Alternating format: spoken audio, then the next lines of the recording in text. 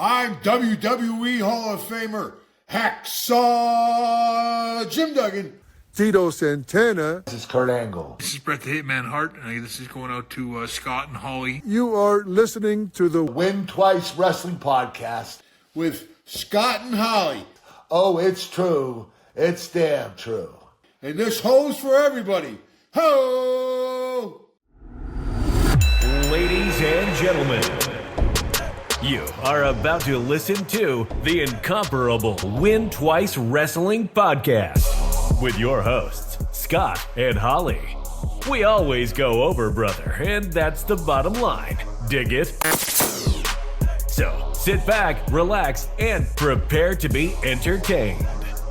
Hello everyone and welcome back to another episode of the Win Twice Wrestling Podcast, episode 56 to be precise. And Holly, hello. We are going to a land which we haven't travelled too many times down. No. It's not the first episode of Impact, which is in the books and's been covered, but we are going to our very first TNA pay-per-view. Yes. Safe to say, amongst many other things, that this is something that you haven't seen in the past. Now, I don't believe you've seen any TNA pay-per-view in the past, is that right? That's correct. Bits and pieces, maybe, just from highlight reels and stuff, but that you'd have stumbled across rather than gone out your way to find. Yes, for sure.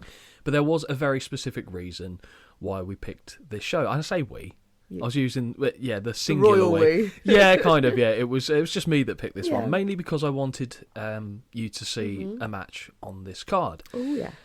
So, the show that has been chosen is TNA Unbreakable 2005. Now, for a lot of people listening to this who are familiar with TNA will immediately know why I've picked this match or this show. In hindsight, I imagine you can potentially understand why I picked it as well. So, yeah. Around 2005, TNA, for me, I felt like it was in a very interesting place because they had a crop of young talent, and this was just before the time where they started to heavily rely on people that were coming out of WWE. Yeah. So they still had some people in there, like the likes of Rhino, I knew some people. Raven, Jeff Hardy, this type of people, but they still had their core performers like your P.T. Williams, your Bobby Roodes, your Chris Sabins, your AJ Styles, Chris Daniels. So for me, it's kind of like I watched this and I went, oh, some people I know, some people I don't know. Yes. So it was a nice mix to kind of... It was a soft transition, wasn't it? It was a soft transition. Soft transition to introduce you to these new people. I think, to be fair, for the most part, I'm thinking through the card, because even like P.T. Williams, who'd be fairly new to you, he was also on the first episode of Impact from memory. He was, but I don't think I would have recalled it. All I know is Team Canada. Yes, okay, fine. Eric Young, who was Insanity. Yes.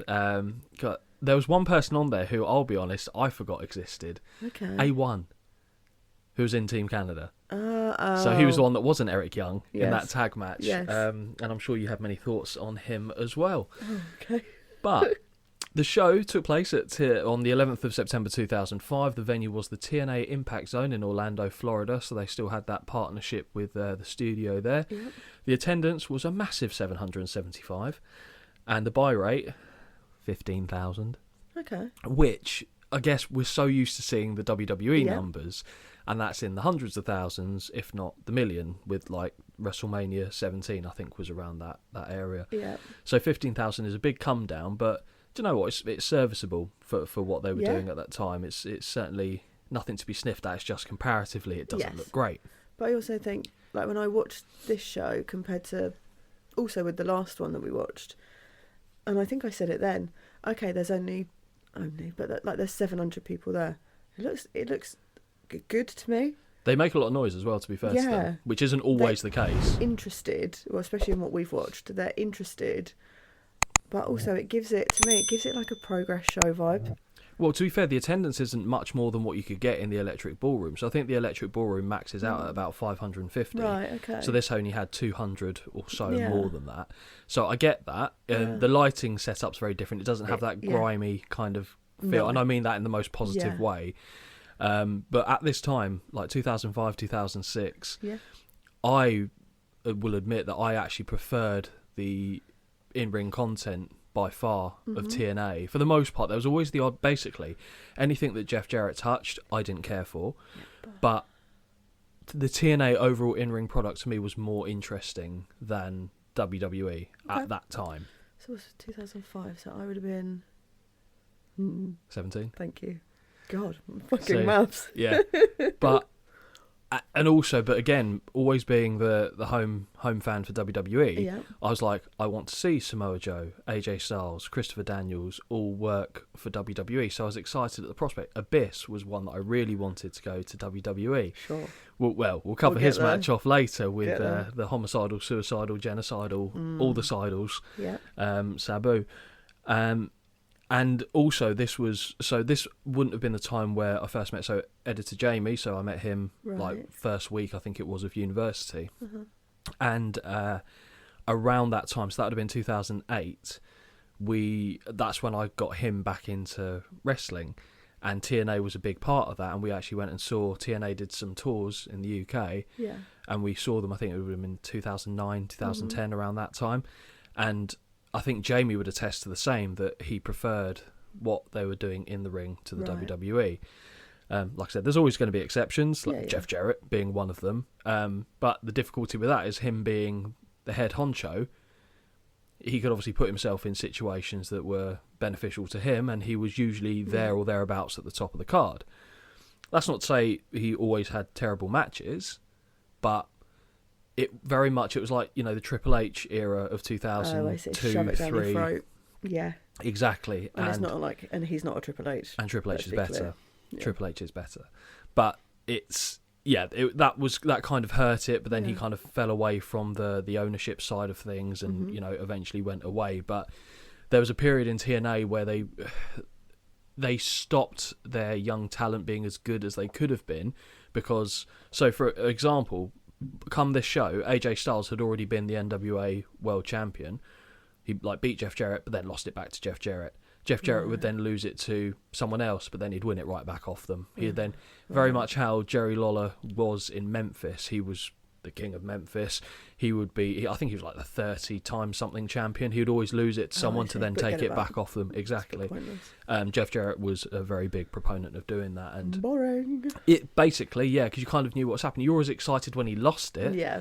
But you then knew it was going to go back anyway. and it wasn't like a long period of time. It'd be Okay. like 2 months, a month, something like that. You'd always end up back at the top, and it was painful to watch, especially when you see the likes of the talent around them. I mean, even at that age, Jeff Hardy wasn't old. Nope. Was he deserving of a main event thing? Maybe not, to be fair, but Still. look at a young, baby-faced, pudgy-cheeked Bobby Roode. Yes.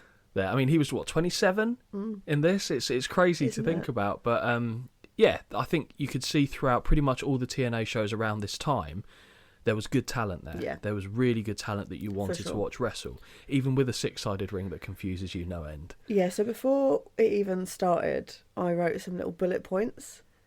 Okay, Because we watched it on a YouTube. we did, yes. So it didn't give much away for me at the beginning. No, But I've literally just put no clue what I'm going to see, but I've put circa 2005, guessing maybe AJ Styles will make an appearance. And then I've put, reminding myself it's the weird shaped ring, trying to make peace with it. And then we go straight, like when we're in the show, the first thing they do is tell us all the matches. And I was like, oh, God. do they tell us all the matches? They definitely tell us. Most of them. They say there's the 3 higher title profile matches. ones they tell us, and I was like, oh, damn it. Yeah, they tell us there's 3 title matches. They tell Yeah. us that there's Raven against Rhino. Mm-hmm. They tell us the triple threat, but they don't actually say whereabouts in the show it's going to be. And I forgot that the triple threat was actually the main event. So okay. that was a pleasing revelation, because God knows that they couldn't have ended with the match that went before it based on how good the triple threat was. Spoiler alert, I liked it. Yeah. Also, I'm very sorry. My phone just went off. I'm so sorry. I don't know if anyone would have heard that, to okay, be fair. But just apologising just in case. But your face was great when the reaction to it took place. So the show opens, and it begins with an opening message informing this event is dedicated to the unbreakable spirit of the American people, this day marking 4 years since the attack on the Twin Towers. Because at first I was like, this isn't like a patriotic show, why have they? And then I realised the date, and I was like, of course. Mm-hmm. We now transition to the TNA opening. TNA, the new face of professional wrestling. During this brief intro, we see AJ Styles, Monty Brown. Now, Monty Brown's an interesting one. We'll get to him later. And Jeff Jarrett as the lights flash on an atmospheric Impact Zone entryway. A voiceover welcomes us to a very special broadcast and teases it being America's pastime, so baseball apparently, before saying they are not talking about football but TNA professional wrestling. We will see all eyes are on the Impact Zone to witness the NWA World Heavyweight title on the line as Raven takes on Rhino. Holly is livid. Yeah. The VT also hypes up the triple threat match between AJ Styles, Christopher Daniels and Samoa Joe. Holly is livid. Mm-hmm. As the voiceover continues, we see highlights of the participants being discussed, but thankfully those appear to be the only two matches that will have been spoiled for Holly at this juncture. Throughout this clip, we hear the NFL music playing, which was weird. Yeah. I struggled with that. I was like, no, please. I like NFL, but I don't want that associated with this. And where do we go from here? Which only briefly pauses. The voiceover shouts, "The pounce." He shouts it, and we stop on an image of the alpha male Monty Brown, who's the man who delivers the pounce. Yes. All Jacked Up presents TNA Unbreakable 2005. And we now see the TNA pay-per-view graphic appear on screen before we head live to the Impact Zone for the show to begin. The voice of Mike Tenay welcomes us to the show, and we learn that the NWA title match will be contested under Raven's rules, which will have gone straight over Holly's head. Yes. What did you think when they said, right, we've got a Raven's rules match? Yeah. What did you think? Oh, absolutely no idea. But I know he always has that shopping trolley. So my theory is it's going to be chaos. It's going to be like a supermarket sweep. Oh, I'd like that. Hosted by Dale Winton, rest in peace. And they're going to go around and get the big inflatable banana for £200. For anyone who's not UK based, that would have gone so far over the head. It's great. Just Google supermarket sweep. What an insane time the 90s was for TV in the UK. A half-decent fireworks display eventually breaks out after initially one bit of pyro was limply firing away on its lonesome above the entrance ramp, and we go into match number 1. What do you think of the opening? Because it's obviously different from a WWE one. Fine. I thought it was all right. Yeah, I thought it was fine. Yeah, for the size of the show, I thought it was fine. I agree. Normally, I'm quite critical for some reason of the opening pyro routine for like TNA, because I remember the Impact one being crap. Mm-hmm. But this one, fine. Yeah, I agree. Match number 1. Diamonds in the Rough versus the 3 Live crew. So, Holly, we kick things off with a group you will know precisely nothing about, and if I'm honest, the Diamonds in the Rough were not really worth knowing about. Although I will give you a little tidbit to tide you over. Okay. So, firstly, Simon Diamond was a former ECW worker who we've yet to come across in any real capacity. Elix Skipper, you have seen in the first episode of Impact. I think he was in the main event. The guy that tightrope walks effectively. And will also be aware of his walking across the cage top to hit a Hurricane Rana. And then there is David Young. What can I say about David Young? No, seriously, I have nothing to say about David Young. Now, Holly has reason to celebrate, and no, it isn't because of BG James or Conan, but we do have Ron the Truth Killings in action to kick things off, and I reckon I know which horse Holly is backing in this one. Of course. Because you always have to pick a team. Yeah, of course I do, yeah. So you were 3 Live crew Absolutely. in this one. Absolutely. I know I mention it later, but BG James is just full-on dad vibes. It's not a cool thing. Like Road Dogg in the 90s, fine. Yeah. No. It did make me a little sad, I'll be honest. Yeah, I think that's fair. Killings is clearly feeling it as he cannot stop busting moves. Brilliant. Yeah, just popping and locking the whole time. Don't have the match, just 10 minutes of dancing will do. No, I don't want that.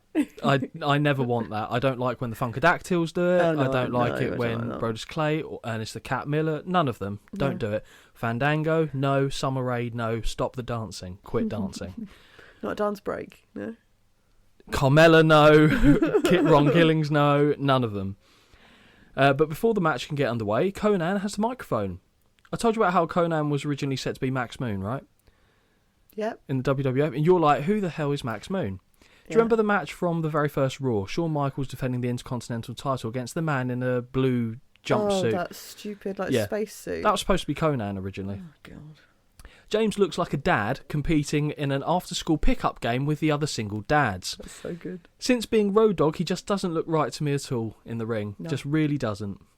Conan claims that the TNA fans are the best fans in the world. Leave that there for a moment. As they all laugh. What? Oh. Go on. Oh, okay. Conan claims... I went for a joke here and it's not landed, but I'm going to read it. Conan claims that the TNA fans are the best fans in the world, as they all laugh, having been given free tickets to enter. No doubt. And now Conan is asking where his dogs are at. Woof, woof, woof, woof, woof, woof, woof. Orale! Arriba la raza! So he's going through the usual Latin shtick that he always did. Conan tags over to BG James, who relives his DX days with a modified take for his current whereabouts. Ladies and gentlemen, boys and girls of all ages. And I love it when the crowd don't fully know what he's going to say. And they go, because how can you join in when you don't know what someone is going to say? And then they go, tag team champions of the world. It really amuses me. It's like when people do happy birthday in public and other people start joining in and go, happy birthday to happy birthday oh, that's an unfortunate typo there. Starting this one off is James, and I'm going to call him what I've put here, Elix Slipper. Ooh. Indeed. See, to be honest, for me, I've put Skipper and Dog. He's Road Dog in this. That sounds like two dog names. Dog is how he stays in this. BG James? Just Dog. So it's Dog and Skipper. The dog with double G. Brilliant. Like Snoop. Yep. James looks to lock up, but Skipper immediately kicks the knee before following in with a diving forearm to the side of the head. Another clubbing blow before a snapmare takedown and stiff kick to the spine lands. Whip, but James ducks the clothesline and opens up with jabs before a right hand lands on the charging David Young, who has entered the ring. Second big right drops Skipper, and we get the shake, rattle and roll knee drop to the top of the head for a count of 2 that is broken up by Simon Diamond. Young gets the tag but misses with a clothesline that results in him being too near the opposition corner. He pauses and turns into an eye poke from James. Wristlock and tag to Killings. Holly cheers. Hey. Double team back elbow puts Young down, and the crew do a leg dance together. I don't know what to call that. What's that? I don't know. But could BG James look any whiter doing it, is what my question would be there. Leg dance together with Killings. Killings does it fine. Pulls off. He doesn't pull off, which Killings pulls off, where on the other hand, James can look more middle class doing before they stomp away. Wrist lock into a side headlock and hammerlock transition before James is tagged back in. Big right hand drops Young, and a big boot puts the charging Diamond down. Simon is pissed that Elix didn't also run in and shouts at him before planting a slap upside his head. Oh dear, dissension in the ranks. Double whip reversal sees Young go for a drop down, and James subsequently runs into a flying spinning heel kick from Skipper over the top rope. Legal tag, it seems, and I can't remember if by simply rolling out of the ring, another member of the team can enter. Would make sense, as in Mexico, where hexagonal rings are more commonplace, this is known as lucha tag rules. So if one member of the team just goes out, someone else can come in. It's like the Okikoki. The Okikoki rules of Lucha Libre, we'll call that. That's how I would call it. I'll tell you what, so do I now. Skipper distracts the crew, allowing for a stomp down on James to get underway. Diamond tags in and drops James with a back elbow for a 2 count. Tag to Young, who places his boot over the top rope before doing nothing with it, and instead entering to kick James in the ribs. Right hand and headbutt land before Diamond is tagged back in. Right hands have James swaying, but he snatches a side headlock. Diamond pushes him off, and they meet in the middle of the ring where they, I'm going to say collide heads, but that's a generous way of putting it. Tag to Young and 1 for Conan. It always amazes me the reception Conan seems to get. Yeah. It wouldn't be too far off to say that in his prime, Conan was a Hulk Hogan-like figure in his native Mexico. The reception he would get in his home country was always outstanding and shows just how different the US market is to that of the luchador scene, because I can't see it. I look at him and I go, you're fine. Yes. But on that level, I don't see it, but no, I get it. He truly was. It's incredible. Rolling clothesline from K-Dog, who celebrates with the fans. Skipper sneaks in behind him and matrixes his way out of a clothesline. However, when he looks to bridge back up, Conan catches him around the neck and plants him with a reverse DDT. I like that. Yeah. Hip toss for Diamond, and this one is breaking down. James clotheslines Skipper over the top rope to the floor. Diamond blindsides K-Dog, who has taken his shoe off for reasons, and signals to Young. Is this like a Latin thing? They just hit people with like flip-flops? It's a thing, because everyone seemed to understand or cheered for it, and I was like, why is he taking his shoe off? I don't get it. But what's her name does it as well? Selena Vega. Yeah, I think with it's a thing. Yeah, take it off. It's like an angry Latina mum that would beat someone with a shoe is the only thing I can think of. I haven't done my research into it, but it seems to definitely be a thing, like you said. Very slow whip sends Conan into the buckles, and he rolls forward to avoid Young, who had been sent in by Diamond, before levelling the ringleader of the group with a second rolling clothesline. Conan launches his shoe at the chest of Young, which actually makes a good sound, before connecting with a K-Factor for the 1, 2, 3. The 3 Live crew win the match by pinfall. They celebrate with James bobbing his head and singing the lyrics of their theme over the middle rope before a group hug in the middle of the ring. Holly, your thoughts on the opening match, please? It made me nervous. As in, I gave it 1.25 out of 5. What are you showing me? Oh, I'm going to put my glasses on. Hang on. She's doing the librarian, everyone. Oh, 1.25. That is also what I gave it. Yeah, I kind of was like, oh no. Like, I didn't have an expectation, but I was like, oh dear. And that was with a bit of Ron Killings in there. I know. Something just didn't work for me here. Is it because there's no real... It didn't feel like there's a storyline to it, per se, so it was just a thrown-together match to open the show? Yeah, and I think for me, especially when we watch something I've never really watched before, if I don't know if there is a storyline too, I am just watching the match. Yep. And that match was not for me. No, I didn't care for it either, hence why I reflected the same scoreline as you. The cameras take us to the commentary table where we see the Professor, Mike Tenay alongside Don West, and the two discuss what went down in the pre-show where Monty Brown and Jeff Jarrett stake their claims for wanting a shot at the NWA title. So Brown squashes the men competing in the match at the time before grabbing a mic and declaring he wants a shot at the NWA title at Bound for Glory. Mm-hmm. Jeff Jarrett now makes his way to the ring and asks Monty why he did what he just did. Jeff was planning on making the same proclamation. Monty says this is his Serengeti, and the alpha male does exactly what he wants to. Kip James, aka Billy Gunn, now slides into the ring to try and keep peace as they have a match later in the evening, and I always forget every time just how fucking huge Billy Gunn is. Oh, I know. He is a monster. Mm-hmm. He's like 6'6", but he's jacked, and like Monty Brown's supposed to be... Well, he is imposing. The alpha. Yeah, the alpha male. But Billy Gunn's... Well, it's the Omega, not the Kenny. Yeah. He's huge. I know. Fucking huge. Now Holly's focus is grabbed as Jeff Hardy appears and begins brawling with Jarrett and clears the ring with a steel chair in his hand. That was a treat you weren't expecting. It was. I'll be honest, I'd forgotten he was on the show as well. Oh. A lot of people want a crack at the NWA World Heavyweight title. Mike Tenay questions what the King of the Mountain, which is what they would refer to Jeff Jarrett as, is up to, as he doesn't have a scheduled match, but Don rightly says the squeaky wheel usually gets the grease. Now this match is a little bit more of a show opener, if you ask me. Right, yes. And that match is Austin Aries, aka the greatest man who ever lived, versus Roderick Strong. Now, Holly, you're aware of both of these people. I am. Austin Aries for a couple of reasons, but Roderick Strong, familiar with his work in NXT, and obviously he's gone to AEW where he's done much less.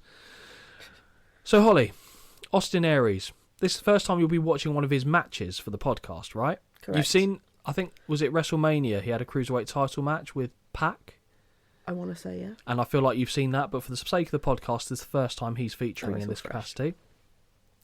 Tenay informs us that the TNA fans got to vote for who they most wanted to see from the independent scene appear at TNA, and the fans chose Austin Aries. It makes sense. Austin was the Ring of Honor champion and a hell of a performer. His opponent for the night, Roderick Strong. Interestingly, the two men were part of the same stable in Ring of Honor. So they were faction mates, known as Generation Next, alongside Jack Evans. And Jack Evans has done work in AEW, so you might have seen him. He's not done a lot in AEW, but he was definitely in AEW as flippy, fly, breakdancing white boy cruiserweight. So probably your ideal guy at the age of 16, 17, something like that, I reckon. Don't know what you're talking about. No, of course not. So basically they were very familiar with one another, and I think, without putting the cart before the horse, it shows in the match. Knowing both of them to a degree. Yes. Were you hoping for better things than what we saw in match one? Yes. Yes, I was. Good. Well, hopefully you weren't disappointed. So the two men lock up to begin, and Austin quickly applies a side headlock. Transition by Aries to the back, where he picks the legs. Body rolls to a front chancery. Strong escapes with a hammerlock, and Don West now points out that the two are stablemates in Ring of Honor, although they have faced each other before. Thank you. I actually thought the commentary team as well would be good for you, because they gave little bits of information that would help. Yes. And Mike Tenay would call moves as well. Some. Not all. No. But he also gave a little bit of background as well. He kind of did both colour Yes. commentary and just lead announcing. But I thought it works. I always quite like the pairing of the two. Yeah. They exchange wrist locks until Strong cartwheels free, and while still holding the wrist, Fireman carries Aries into a takedown. Arm lock is briefly locked in until Aries makes it back to his feet, where he rolls free and takes Roddy down with a side headlock. Head scissors counter by Strong, and he prevents Aries from kipping out, but he cannot prevent Aries from doing a headstand, pushing out and immediately landing a drop kick. Yep. Like that? Very much so. I thought you might. Second side headlock takedown by Aries gets a 1 count before Strong regains his vertical base and shoves Aries to the ropes. Shoulder tackle puts Strong down, who remains down, before jumping into a leapfrog. He misses a clothesline and ducks too early, allowing Aries to club him in the back. Aries screams for the brain buster, which I will never understand. Don't shout it, or shout something different and do something else. We've discussed this. Yep. Don't do it. Alerting Strong, who picks his legs and looks for the stronghold, which is basically the walls of Jericho but with a knee in the back. So it's a good-looking Boston Crab. Austin counters with his legs, but Strong cartwheels onto his feet before the two men have a stare down and the crowd clap in approval. Weren't getting a lot of claps of approval in the opener, is all I'd say. Shocking. A brief pause before they go to re-engage, and Strong lands a knee to the midsection. Don West says that right here is the big show at Unbreakable, and I'll be honest, Holly, I couldn't see Paul White anywhere. Corner whip reversal sees Strong hit the buckles, but he manages to block the monkey flip attempt by holding on. He powers Aries up and over onto the apron, but he springs right back over to land a spinning back elbow. I have to say, a lot of terrible camera angles in this match. Very Bad, weren't they? Yes. I didn't notice it, I don't think, for the other matches, but here... Early on, there were some shoddy camera work. It was low angle up, but they were missing certain bits, jumping back. It was not good. No. It wasn't good at all. Austin looks to take a tour of the ring before returning with a drop kick, but as he leaves his feet, he's caught and dropped with a backbreaker. Really nice. Strong impressively holds on, presses him above his head, and tosses him into the buckles. That was fantastic. Yes. I like as well this phase where Roddy Strong had he was like a puppy fat, basically. He was not, I'm not saying he's in bad shape because he's clearly strong because he's throwing around another human being. But when he went to the WWE, he trimmed right down and looked quite slight. He looked strong. Yeah, lean strong, exactly. But here he always had the puppy fat, which I kind of missed. Okay. It's the same with Walter and Gunther, because I liked him having the big... Anyway, something to aspire to. Goes for the pin, but only a 2 count. Butterfly suplex gets the same end result. Roddy stomps away on Aries before delivering another backbreaker and taking a moment to taunt the crowd. Cover gets a near fall. Incredibly strong corner whip sees Aries recoil as he slams into the canvas off the impact. In the Impact Arena as well. Strong drags Aries into the middle of the ring where he uses his legs to lock Aries' arms in place and push down on the neck with his ankles. Not entirely sure what to call that, I'll be honest, Holly, but you're thinking, oh, the neck. Oh, the neck. Always, neck. yeah. Oh. I'm trying to think what the worst move for the... Oh, I know what that is. That's later in the show. Oh, I think I know which one it is. Yup. Aries pushes off the canvas and positions Roddy's shoulders on the canvas for a 2 count, but he kicks out and goes for a teddy bear roll pin himself, resulting in 2. It kind of is, isn't it? Yeah, I get that. Horrendous looking knee to the face as Strong makes his way back to his feet first, and I say that because it looks like it landed actually damn hard. Yeah. Really hard. Snapmare and chinlock by Strong, who taunts his opponent whilst the crowd clap in support of Aries. Austin elbows free but runs right into a beautiful dropkick that earns Roddy a near fall. The Strong Butcher's counter is well and truly open as he unloads a massive chop to the chest. Aries fires one back, but a second is delivered almost immediately in response. The two men are trading chops and forearms until Aries gets the better of it. Whip reversal by Strong, but he's levelled with a clothesline and put back down with a second. Back elbow sends Strong down once more, and we get the corkscrew elbow from Aries, hit moments later, 2 count. It always looks really good. Yeah. Like the way he would pendulum himself into it. Because when I first saw him do that, I remember I must have been like 16, 17. I thought, that's dumb. And then I went, actually, no, that's good. That is good. Yeah.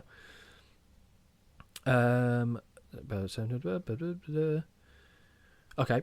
Roddy counters a whip looking for a half Nelson suplex, but it's blocked with elbows. Awkwardly, Aries takes flight and guillotines Strong over the top rope, just about saving the move at the end. With Strong down, Aries slingshots himself over the top rope back into the ring and lands a corkscrew press for a near fall. You like that? Very It's the much sudden rapid rotation, isn't it? Yes. Because he doesn't look like he's going to do it, and then he boom, does. Yeah, No, I like I agree. it. Aries learns his lesson from earlier and doesn't call the brainbuster as he looks for it, but Strong still blocks it with the leg.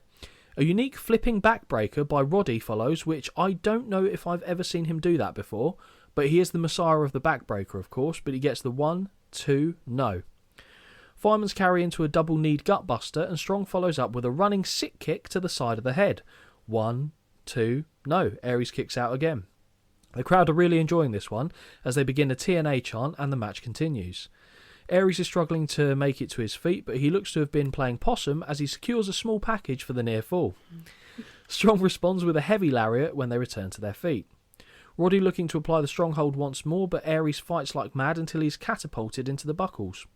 Half Nelson suplex blocked and Austin runs him into the buckles. Dropkick in the corner this time finds its mark. Laboured brainbuster connects and now Aries heads up top. 450 splash, hook of the leg, and we get the 1, 2, 3. Austin Aries is your winner by pinfall. Holly. Yes. That's a step up, isn't it? Isn't it just? Isn't it just? That's my kind of match, that is. I like that. Very much so. Enjoyed that. I gave it 3.25. Ooh. Because I didn't want to go too high too soon. Okay. Pace But yourself. I thought 3.25 is still very good. Yep. I've put a good pace, good content. Good content. Yep. Really nice. My kind of match. Yep, I agree. I am very close to you again. Ooh. 3.5. Oh, nice. So I like the way they work together, and this will be pleasing to you because you like a match between similarly statured I do. individuals, very similar heights. I've always liked. I feel like Strong has always been actually quite underrated, Yeah. and the reason why, sadly, I think is due to his appearance. Okay. Because Austin Aries is of similar stature. Yeah. He holds his stature a little bit better, has a more unique look to him. Fair. Roddy's not a strong character. Everything he does is good, Yes. but his look and character don't quite... There's something missing. Yeah, he doesn't I guess you'd say, as harsh as it sounds, he doesn't have the it factor, Right. but I love watching him wrestle. Yeah. But he doesn't have the thing where I see him and go, that's a pro wrestler. Okay. But like I said, that isn't to take anything away from him, because if No, I know one what of you're his saying. matches is on, I will watch it every yeah. time. Because you know him. Because I know. If you didn't know wrestling. Yes, when I first saw him in It's- Ring of Honor, yeah. I was like, I don't know if I'm going to enjoy him. But then the way he hits backbreakers on people and the creativity of them, Yep. I love a bit of creativity when it comes to the actual wrestling, and he has that. So I think that's the only reason why he is fairly unsung. I think he's appreciated, but I think he's undervalued. But good match, really good match. Good, yeah.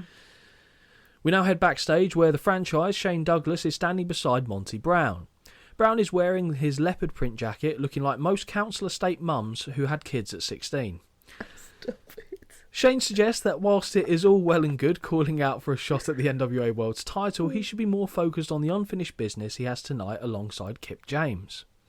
Monty agrees with Shane, but before he can carry on, he's interrupted by Kip James, who wants an explanation for the pre-show.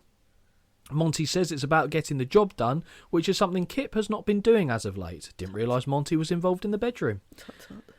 Kip says that he should apologise to Jarrett, but Monty Brown says the alpha male apologises to nobody because he does things the way he wants to. After all, it's his Serengeti, as he said.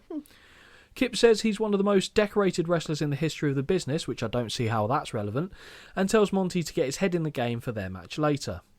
Brown says that both Lance Hoyt and Apollo will feel the pounce. Tell me he didn't say it like that. Oh, he did. It's horrendous, isn't it? Cringe. From here, we head to a promotional package for TNA Bound for Glory, which highlights a number of the company's top talents. Before we go to that match, Yeah. Monty Brown. Was he in the first Impact? You're asking the wrong I actually girl. don't remember if he was in the first Impact. I It's don't difficult know. for me because I've seen a lot of him, Yeah, but I I know don't he's know. a newer face to you. I always thought Monty Brown. Do you know he actually had a little run in WWE as well? No. Okay, so Monty Brown in WWE, it was when ECW had their own brand okay. and wasn't anything to do with ECW. He was called Marcus Corvon. Right. And yeah, he wasn't there Okay. a great deal of time. Monty Brown in TNA, I look at him and I go, you've got something. Yes. He's got a presence. Yeah. Because he's built big, but he's actually, I don't think he's a particularly tall guy, but he carries himself well. There's something with his entrance that I don't like, and I'll talk about it when we get to it. Yeah, yeah. But he's got an undeniable, that for everything that I just said Roddy doesn't have, He's got it. he's got it. Yeah. And I think it's the way he carries himself as much as his appearance. He believes in the persona he's putting out there. Yeah, agreed. I think he believes that, He is like, the I'm a bad alpha. motherfucker Yeah. kind of thing. So I was interested to see, what did you think when you first saw him, basically? Well, immediately he's a character that annoyed me. So immediately he's doing something right. Okay, Because it's not like I don't care. So this is interesting, because at this time, Yeah. he's playing the line between, Yeah. is he a face, is he Yeah. a heel? When he eventually goes for the title, he becomes a face. Right. But at this time, he's still... I think it's just 'cause Not he's there. so loud. Like, I don't react well with this whole let's be really chuffing loud. What, like Hulk Hogan, brother? Oh, God. He got a good So- reception at Raw, didn't Oh, it he? made me feel so sad. I didn't feel sad for him at all. Oh, I don't know. It made me feel really uncomfortable. I tell a lie, actually, because as I was watching it, I was like, oh, those are boos, aren't they? Yeah. And then I was like, oh. And I was like, to be fair, if you're going to drop, like, racist comments... Oh, I mean, I understand Exactly. it. I do. I'm not oblivious. I Yeah. do understand it. But my brain just goes, he's an old man. He is an Like, old man, but... It's sad. Do you know who I would have fucking booed? Jimmy Hart. He was there. Oh, you get an opportunity in this one as well. Fucking do, didn't I? What a treat that was for everyone. We'll go to the match. Match number 3. Kip James, Monty Brown versus Lance Hoyt and Yeah. Apollo. Yeah. You're nodding a lot Yeah. here. Is there a lot Got of some things that caught comments your here. eye? Oh, do Got you want to some take them comments. first? No, it's fine. We'll get there. Okay. I've already asked you about this, about his star presence, so we can go straight past that. But this is the bit that annoys me. Okay? Great amount of charisma, but wiping his forehead on the ropes fucking annoys me. I don't understand Because- why. Because he's supposed to be... It's right, okay, I'm going to consume myself in this world. I'm going to Meryl Streep it. He's thinking, I'm a big cat. So sorry. Mm. I'm a predatory cat. What do cats do? They wipe their heads on things.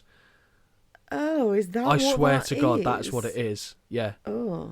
Yeah. It's just like, it's a bit weird. Yeah. No, I'm pretty sure it's like the kind of a lion thing where they'll wipe their head on something, and that's what he's doing. Might as well have got a bowl of milk out. And Well, I'm just just licked glad. that. I'm glad he just didn't lick his arsehole, to be quite That's honest. so weird. Cough up a furball. Do something a bit Would more you like impressive. me to be the cat? Oh, I love that. And Kip James is just holding his hands out as he's Monty Brown's purring away. Their opponents make their way out now, and we see Sonny Siaki in a neck brace, having been assaulted not too long ago, it seems. Holly, you may remember Lance Hoyt from the debut episode of Impact, I think we know she doesn't, where he teams alongside Kid Cash I know him. against America's Most Wanted, but Apollo will be new to you. Yes. Thoughts? Interested. Yeah? Yeah. Because he's a They're- unit. Yeah. He's like Timu Batista. That is a very good comparison, because I've made a note about Lance Hoyt being a Timu test. I think I've actually got that. Stop it. Yeah, I think I've got that later on as well. Because I was a bit like, oh, all right. Like, we've gone from two lads who are of smaller stature, still like very strong, Yep. to now it's kind of like, here are your powerhouses, here are the big guys. Well, it's changed pace well, because the starter was just a nothing match Yes. to a match that engaged in terms of in-ring to then big Bit of beefy boys. intrigue, yeah. And to be fair, Lance Hoyt tried to be a bit of a high flyer, because he did stuff that I know Yes. for a fact Tess couldn't do. Yes. Um, The only thing that put me off was the tramp stump. it's I'm leave the murder hawk alone. I'm all right with tattoos, as we know, but some of them I just see and I'm like, oh, he's got a tramp stamp. But it was, I suppose, that time of. Yeah, but on guys is weird, isn't it? Yeah, but then some of them have got, like, is it Batista's got a tattoo around his belly button?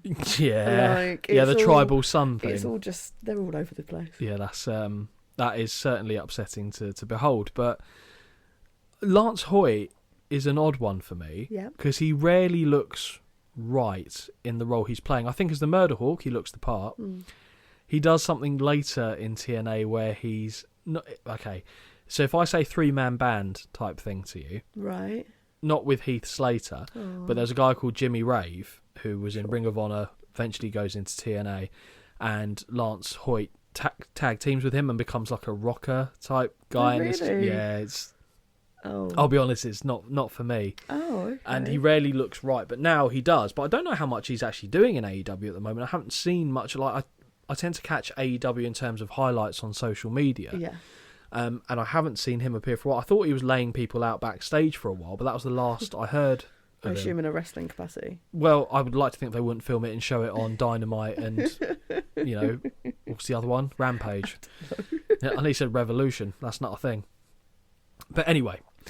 Okay, we've got there. Monty and Kip are laughing at the sight of the injured Siaki, who is sent backstage by Apollo and Hoyt, who don't want him to get injured. I know what Holly is thinking, looking at Hoyt. Here's poor man's test, right? Oh my God. You know me too well. Yeah. Too well, but yeah, I take it. After initial discussions, Kip James and Lance Hoyt start this one off, and I always forget just how big of a man James is. We're back on that again. Collar and elbow tie-up, and Kip transitions to a reverse waistlock. Hoyt counters, but James breaks the grip and transitions to a hammerlock before securing a side headlock. Hoyt pushes him off the ropes, but a shoulder tackle knocks him down. Drop down and leapfrog by Lance, but Kip kicks him in the gut. Whip sends Hoyt to the ropes, but he connects with a shoulder tackle of his own, putting Kip on the canvas. I'm assuming based on your reaction, you're just impressed that he can jump that high. I'm impressed when anyone can do it, but let alone a big guy. Turns out white men can jump in the context of wrestling. It also helps when the 6'6" man becomes a 5'4" man as he ducks to go through. But yes, granted, I'll be honest, I wouldn't back myself to do that. Trampoline? Absolutely. Absolutely. Drop down and leapfrog by James, but he runs into a hip toss and shouts, "Oh shit!" as he sails in the air. You missed that? I don't know how you hear this stuff. He shouted it. Yeah, but I can't concentrate on more than like one thing at once. Otherwise, Fair you'd enough. lose me from commenting on the wrestling to just what they're talking about. Disproving the multitasking theory for women No. everywhere worldwide. Absolutely. Body slam by Hoyt, and he gets a count of 1 before Kip rolls out of the ring to his own corner. Oh, we're not doing okie dokie rules here. I think that's only for trios tags. It's so confusing. Apparently so. Discussion between Brown and Kip before the latter re-enters the ring. When he does, Hoyt confusingly lowers the middle rope opposite the hard camera to invite Kip outside. I must have missed something on that one. No, I saw it, but I still didn't. Yeah, it's like he was inviting him to go outside the ring. Oh, go outside, have a little chat. Yeah, but, well, I didn't get it, to be honest. Kick and right hand by James, who tags in the alpha male. Monty is annoyed that Kip couldn't keep hold of the wrist of Hoyt, who takes the opportunity to put both men down with a double clothesline. Series of right hands by Hoyt, who drops Brown with a big sidewalk slam off a whip. Very nice. Very Test-like. And gets a near fall from the following pin. All I was waiting for was the big boot, I'll be honest. Oh, of course. And the pump handle slam. Oh, yeah. Apollo... Pump handle every time. Apollo gets the tag, and the meathead wrenches on a wrist lock before the alpha male rakes the eyes. That's tickled me, that. What? Just pump handle, I like it. I bet you do. Brown unloads with strikes in the corner, but finds the position countered, and the sound of knife-edge chops from both men is deafening. Very loud, meaty slaps. Whip sends Apollo into the buckles, but he gets a boot up on the charge. Apollo misses the clothesline at the first attempt, but Monty is too arrogant and walks right into the second. Hook of the legs gets a near fall. Tag back into Hoyt, and they connect with a double team back elbow for another near fall. Whip sends Monty too close to his own corner, allowing Kip to make the blind tag, but both Monty and he eat clotheslines from the Texan in turn. Oh, you like Texans? After eating a couple of right hands, Kip reverses... Well, Cowboys, it's, the whole shtick. Come on. After eating a couple of right hands, Kip reverses a whip, as my ankle sounds like it's breaking, and sends Hoyt towards his own corner, where Monty lands a blow from behind. Neck breaker by Kip, and You're try and break me this one, I think. I'm not even trying. You're going to make me laugh and have some coughing for it. There's too many. Neck breaker by Kip, and the pace has slowed. Stomp and a pair of knee drops land from James, who tags in Monty.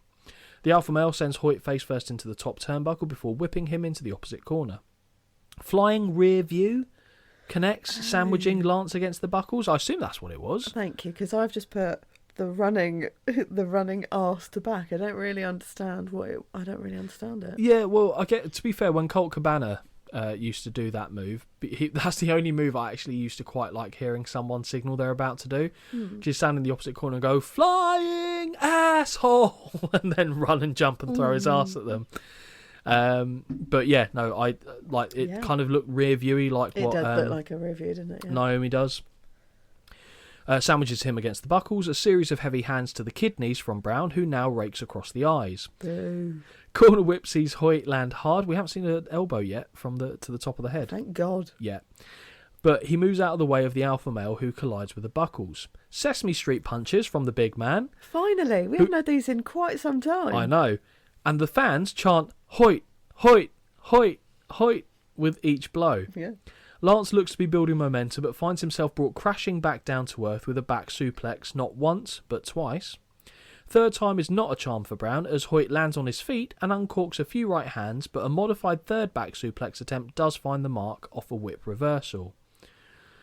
"Are you not entertained?" shouts Monty to the hard camera. "Not in this one, no, mate." Lazy cover gets a 2 count from Brown, who now tags Kip James back into the match. Face first into the buckles goes Hoyt, and now Kip is measuring his southpaw jabs. Brief choke in the corner by James, who whips Hoyt into the buckles but runs into a back elbow. Double clothesline and both men are down. Poor. That was poor.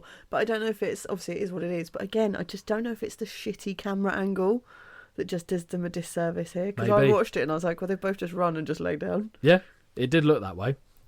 Referee begins his count until both men manage to make the tag. Apollo is quicker off the mark and hits a clothesline on Brown. 2 in fact, before hitting 1 on Kip. Reversal of a whip sees Apollo hit the ropes, but he counters with a DDT on the alpha male before driving James into the canvas with a power slam. Boot to the midsection by Apollo, and Monty is set up and driven down with a lowdown. Near fall has to be broken up by Kip, and he connects with a Faymaster to Apollo. He gets to his feet, but is immediately dropped with a Lance Hoyt big boot. Yay! What I see next beggars belief, as big man Hoyt heads to the top rope and lands a moonsault on Kip James. Insane. Really impressive. Yeah. He takes a moment to celebrate towards the hard camera, and Monty clubs him over the top rope before following him to the outside. Face first into the guardrail goes Monty, but Hoyt finds his whip reversed and he eats the ring post instead. We have our first drink. You were waiting for that. Yes, You were I poised. was. From the apron, the alpha male secures the arms of Apollo before allowing Kip to pick his spot, but the big boot is avoided, and Brown instead takes the shot and falls to the floor. Kip is furious with Brown and shouts at him, ultimately turning into a super kick that drops him, and we get the 1, 2, no. I thought that was going to be over there. So did I. James gets his shoulder off the canvas. Fireman's carried by Apollo, but Monty pulls Kip off the shoulders and begins firing away. Apollo fires back, but his whip is countered, and the alpha male connects with the pounce. Hook of the leg, and we get the 1, 2, 3. Monty Brown and Kip James are your winners. The pounce. Let's talk about the pounce. Oh, okay. I like it. Yeah. Because basically Mojo Rawley did something like that, didn't he? Yeah. That didn't look good. Oh. Monty Brown's looks good. Because he used to send them flying for the most part. Yes, that's a fair point. Otherwise, it's just like a shoulder tackle that's a finisher. Yeah, Whereas- no, I get it. Yeah, I suppose you're not. It makes me sad to take down a Mojo, but I do agree with you. It does. If you watch them side by Yep. side, this one would look. And do you know what I better. think helps him? Go on. 6-sided ring. Because he's got a better angle to do it. Because the 4-sided ring Annoyingly, yeah, I would agree. is yeah. perpendicular, whereas here he's only got to change like a 45-degree angle Yeah. to then hit it, and it looks better. I think Yeah. it did him justice. It does. A bit of trouble in paradise as the victors argue amongst themselves as they head back up the ramp, no doubt due to the earlier miscommunication, but nothing further comes of it at this moment in time. Holly, what did you think of this match? I enjoyed it. Yeah? Yeah, it was good. I gave it 3 out of 5, so a little bit less than the one before. Okay. Why- Oh, is that too high for you? For me, yeah. I really enjoyed it. Fair enough. But I ultimately did want the other team to win. Yeah. Because we know I will pick one and straight away other team. And I to be fair, considering they're big guys, it was it was agile enough for me that it still had me. It wasn't just like a big guys match where they just throw a few hands and a couple of suplexes and that sort of stuff. It was still freaking moonsault in there. I would never have put those guys together and gone, yeah, I'm going to see a moonsault in there. Yeah, that's fair. And to be fair, that was the biggest move of the match by some distance. I might have been maybe harsher on it than I should have been, but I'll justify it. So I gave it 1.75. So still half a star better than the first match, I thought. And it's mainly because I didn't have a vested interest in the outcome in any way, shape or form. Okay, fair so enough. the only saving grace for me was the moonsault, which I went, oh shit, that was good. Because otherwise I didn't particularly care. Okay. So I think that was the big deterrent, because looking back at it and even reading it back there for the purpose of this, it's fine. Yeah. So maybe if I had a vested interest, I wouldn't have gone as high as you did, but maybe 2.25, something around there would have been reasonable. So I think for me, with shows like this, I have to, before the match starts, when I know who it is, I have to pick one. Okay. Because otherwise I will watch it and go, I ain't really bothered. I guess you knew two of them. You knew one from each side. Yeah. So, and you went for Timu Test over Billy Gunn. So that's fair enough. Did. What we'll do then is, with each of these matches, it's something I should have done because I thought about it, is ask you which horse you're backing in every match. Yeah. With that match in the books, we head backstage to the locker room of Team Canada, where Tracy is set to conduct an interview. Yep. No. What was your face doing there? I just wondered if you were going to say anything about her, but that's fine. Just A solid wondered if you- interviewer. Yeah. Solid set of interviewing skills. Tracy informs us that each member of Team Canada will see action tonight. And right away... It's generous of her. Well, she's always a giver. And right away, the future glorious one, Bobby Roode, interrupts her, saying that being Canadian, they wouldn't have it any other way. Do you know something silly? Still didn't realise it was him until later. Love that.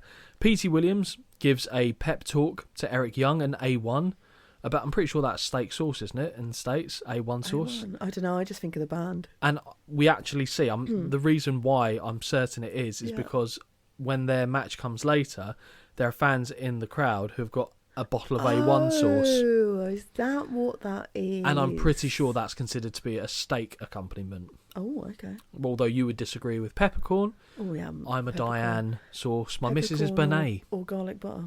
Yes, garlic butter for sure. Yeah. That would definitely be up there. So he gives a talk to Eric Young and A1 about outselling the other... Outselling? Ooh. About not outselling, outlasting, I've put here, the other tag teams and bringing the titles back to Canada. Eric Young plays up the thick character well by saying, it will be 6-on-1. The ref is American. What are we going to do, man? His voice is ridiculous as well. 6 against 1. Oh, I don't know how he does it. Well, it's his natural speaking voice, so he does it quite easily, I imagine. As he begins to spiral, Roode grabs him by the shirt and yells at him to get a grip before telling A1 the free ride is over and it is time he starts to earn his keep around her. Finally, Roode turns his attention to the camera where he calls out a certain charismatic enigma. As far as Bobby is concerned, Jeff Hardy is nothing more than a half-baked nut job, and I have to disagree. Half-baked? Oh, it's always baked. Half-baked? It's always baked. He is burnt to a fucking cinder. He isn't just well done, he's congratulations. Oh. That's how burnt he is. Roode says that Hardy is next on his list to be Canadianised. Oh. Okay. And I feel sad. He was doing a pretty good job up to that point. Yeah, I've written Canadianised and just put question mark. Back to the team captain, who's PT, by the way. You'd think it was Roode. It's not. It's PT Williams is the team captain. Not mad at it, though. No. Back to the team captain, and PT walks... You would like PT Williams if he was adult-sized, wouldn't you? He is like Pete Dunne for me. Except he's good-looking. As in, I think Pete Dunne's good-looking. He's just a pocket rocket. He's... We've Okay, had fine. this Each to their conversation own. before, though, Each to their own. Each yeah. to their own. Yeah, back to the team captain. PT talks about his upcoming match with Chris Sabin. Yep. The two went to the same wrestling school and graduated in the same class, apparently. One thing sets them apart. The most outstanding, the most devastating, breathtaking move in the history of professional wrestling. Ooh. The Canadian Destroyer. Yes. Sabin, just like every other American, is inferior. We go to the match. P.T. Williams versus Chris Sabin. I guess, based on what I just said earlier, which horse are you backing? P.E. Williams. P.E. Williams. Yeah, I know. Okay, that's fine. I shouldn't. Soft spot. Maybe a little bit. Yeah, it's the hair, isn't it, as well? It's the wet hair, the sodden hair. I'll be honest, I think Chris Sabin's a handsome boy. Yeah. I assume you know who Chris Sabin is? I do. Motor City Machine Guns? Yeah. He looks weirder, doesn't he, with the short fluffy hair. Yes. Yes, I agree. Alex Shelley, fine. Immediate. Oh, okay. Okay. So we'll try this in the language Go of on then. English. Immediately was what I was going for there. Immediately, Holly, I'm confused as we hear the music of Abyss play, yet it's P.T. Williams who begins making his way down to the ring. It's only when they start to fade the music out that I realise it seems to be dubbed over. The Canadian anthem-inspired Team Canada music. Oh. But then I get more confused for a later match. Oh, okay. Yeah. So I was like, of all people, so Abyss's music plays, P.T. Williams comes out. Yeah, Not these two are not the same. No. One half of the future Motor City Machine Guns, Chris Sabin, now heads to the ring, and on paper, Holly, this should be an action-packed match. My first bullet point says, "Oh, looks like it should be good." There you go. Mike Tenay informs us that Sabin was originally scheduled to take on AAA's Shocker, but his booking schedule was rearranged last minute, so AAA, a Mexican promotion, Shocker works for them. The bell sounds and the two men circle before a collar and elbow tie-up. Williams shifts to a waistlock, but a forward roll, cartwheel reversal sees Sabin in control. Immediately, my interest is piqued. There it is. Sight very Owen Hart as well. Yes.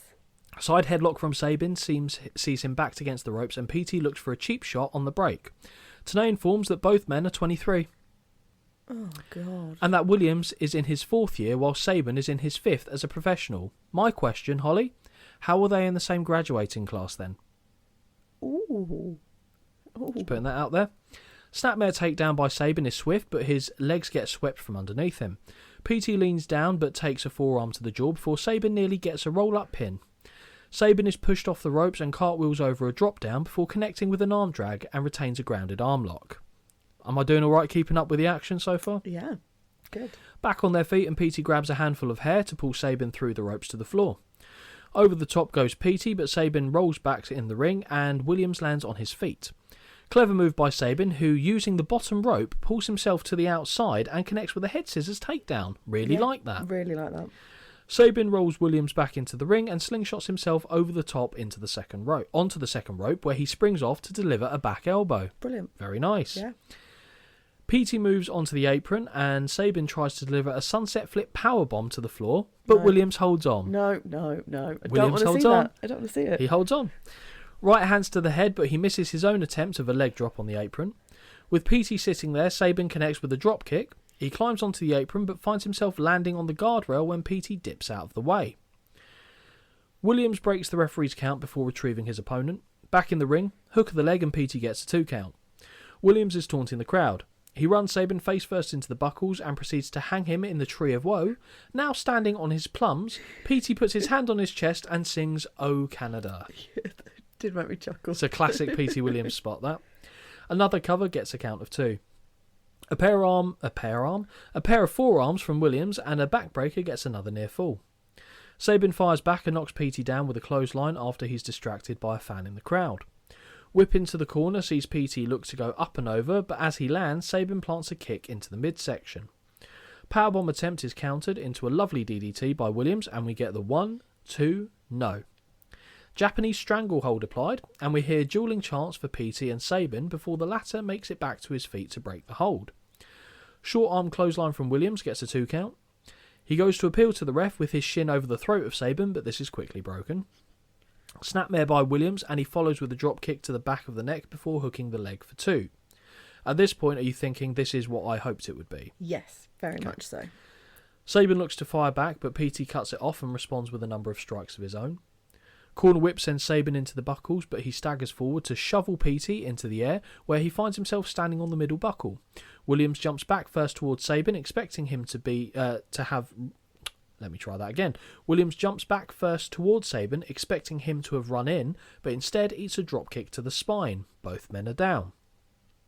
Sabin ducks a clothesline and unloads with a series of right forearms that only increase in speed. Now Sabin misses a clothesline and the two men begin trading chops. Like a butcher's market. Mule kick to the stomach by Sabin and an enziguri lands to the back of the head. Fisherman's Buster connects, hook of the leg, 1, 2, no, you're just realising now it's called a Fisherman's Buster. Yes, I am. Cradle shock is countered, as is the Canadian Destroyer, where Sabin rolls through. Kick attempt is blocked and PT secures a schoolboy roll-up, but instead applies the sharpshooter. Not a great one, must say. Sabin is in trouble, but he manages to make his way to the bottom rope to break the hold. Corner whip sends Sabin into the buckles, but he gets a back elbow up on a charge. Springboard to the second rope, and Sabin connects with a beautiful tornado DDT that plants Petey into the canvas. Yep. 1, 2, no. I'll put Peter here. Peter holds onto the top rope as Sabin looks to yank him away. Interesting choice of phraseology. Ooh. He lands on his feet and connects with a tilt-a-whirl side Russian leg sweep. Team Canada's captain is now looking to reel in Sabin as he sets up for the Canadian Destroyer. That's what he used to do. He'd reel him in like a lasso. Yeah. Also another thing that... Oh, yeah, okay, yeah. Yep. See what we're doing here. Exactly. And whips, for the Canadian Destroyer, but Sabin blocks it and whips Williams to the ropes. PT holds on and elevates Sabin up and over on the apron. Forearm to the back of the head sets Sabin to springboard to the top rope, but he misses with a missile drop kick attempt as he is swatted to one side. Wheelbarrow momentum facebuster from the Canadian. I don't know what to call that. No. 1, 2, no. Sabin is out. PT now reapplies the sharpshooter and drags Sabin away from the ropes, but the hold looks very loose, allowing Sabin to break free. Whipped into the corner, Sabin avoids the following charge that results in PT crotching himself on the middle buckle. My question to you, Holly, what the hell move was he going for if Sabin didn't move? No. The crotch-to-crotch splash. Ooh, yeah. Holy shit, Sabin has PT by the arms, runs across the ring and launches him neck first into the buckles. No, thank you. Don't like that. Sabin scoops PT onto his shoulders looking for the cradle shock, but PT is fighting it, so Sabin runs him neck first into the buckles once more, and then does it again. This time though, PT holds onto the top rope and claws at the eyes. Boo. Eventually he releases the hold, but Sabin is blinded. Williams pushes the ref away from him, and being unable to see, Sabin scoops the ref onto his shoulders. I did like that. He eventually realises it isn't his opponent and puts him down. Meanwhile, Earl Hebner taking notes. Williams sees his opportunity and signals for the Canadian Destroyer, but finds himself lifted into the air and dropped with a cradle shock. Hook of the leg, and we get the 1, 2, 3. Chris Sabin is your winner. As Sabin raises his arms in the air, a man has slipped into the ring and levels him. Matt Bentley, a.k.a. Michael Shane, a.k.a. Shawn Michaels' cousin. Yep. You recognise him from the first Impact? I did. And then, of course, he does the kick, doesn't he? Instead of booing this man, the crowd chant, "Welcome back, welcome back." Matt has a microphone to address the crowd and starts by saying many people had expected him to head up north. By that, he means go to the WWE, in case you wondered. Thank you. Matt says that TNA is his home, and the only place Matt Bentley is headed for is Bound for Glory. Ooh. Bentley says that you can't have the biggest pay-per-view in TNA history without the match that he made famous, the Ultimate X match. You haven't seen one of them? No, I haven't. I've got some not very nice comments to make about this guy. Okay, we'll get there in 1 second. With that, Bentley teases he will leave the ring, but quickly delivers a super kick to the now standing P.T. Williams before taking his leave. Yes. Give me your thoughts. He looks like a cartoon character that someone hasn't finished drawing. I tell you what I think he looks like. Go for it. He looks like someone's tried to draw Shawn Michaels, Yeah. but has made the face too fat, and just went, that'll do. It's a weird one, isn't it? Because I looked at him and I was like, I mean, I'm no oil painting, let's be clear, and I'm very well aware of this. But I looked at him and I was like, there's just something missing, and it just looks like someone's just finished halfway through and gone, I can't be asked to do any more. It's fine. They've drawn eyes and put eyebrows on a spud. Something is missing in his face. He's missing facial features. He's got all of the tools there on his face, but it doesn't look complete. Weird. I also put that he'd clearly been taking notes from the wardrobe of Chris Benoit at this point, wearing dress trousers, and took his top off. Yeah. So he's just there in dress trousers and smart shoes. That's how I'm going to interpret the next smart day at work, by the Never way. looks good. I'm just going to, okay, fine, No, I won't then. you know what I mean? It's like, what wrestler ever comes into the ring, dressed smartly, whips their top off, and you go, yeah, look, it looks great. Cody Rhodes don't do that. Triple H? No, it's the smart trouser thing. What about The Rock? 'Cause he used to come out with a waistcoat on with Oh, smart no. trousers. And That looks like you're getting dressed and someone goes, oh my God, you've got 30 seconds. Just put Yeah. something else on. Go. Yeah. Absolutely. Get out there quick. Yeah, like shit Magic Mike. I'd rather someone ran out to the ring like CM Punk did with a towel on. What about the shower cap? He lost me at the shower cap, I'll be It honest. did make me laugh though, but yeah, no. It took away the He's just having fun, the isn't he? That's the thing. yeah, it's What did funny. you score the match? What did you think of it? I gave it, where am I? I've already ticked it off, like I've already given it 3.25, because I gave the last one 3. This was definitely better, But not as good as but not as good as, no. Aries and Strong. No. I For gave me, this anyway. 3.75. Oh. I thought it was really good. Okay. I thought it was really good. I think the two have undeniable chemistry Yes. together. There wasn't really, from memory, a spot where it was out of place. The only bit which I questioned was when P.T. Williams landed crotch first on the middle rope. I was like, what were you even attempting, Yeah. even if he hadn't moved? But everything else in it worked. Good pace. Had Yeah. a bit of everything in there. I liked it. Yeah. So, yeah, Oh, I 3.75. did really like it. I just, if I compare the two, preferred the other one. Fair enough. Both good matches, then you're Yes. entitled to your opinion. Before our next match, we're taken into a dark backstage area where the sinister minister, James Mitchell, is standing beside his monster, Abyss. Just don't care. Why don't you care? Because to me, this is just, it's trying, and it's probably not even trying, but to me, it's like Kane and Mankind had a child, and it's Abyss. Abyss. And I'm just not interested in it. You're It not- doesn't do. He was in the first one we watched, and I then It was because he squashed didn't Shark care. Boy. Yeah, I know, but I then just wasn't bothered by it, and even now I'm a bit like, meh. Okay, we need to try and swing you on Abyss then, Yeah. because he is really good.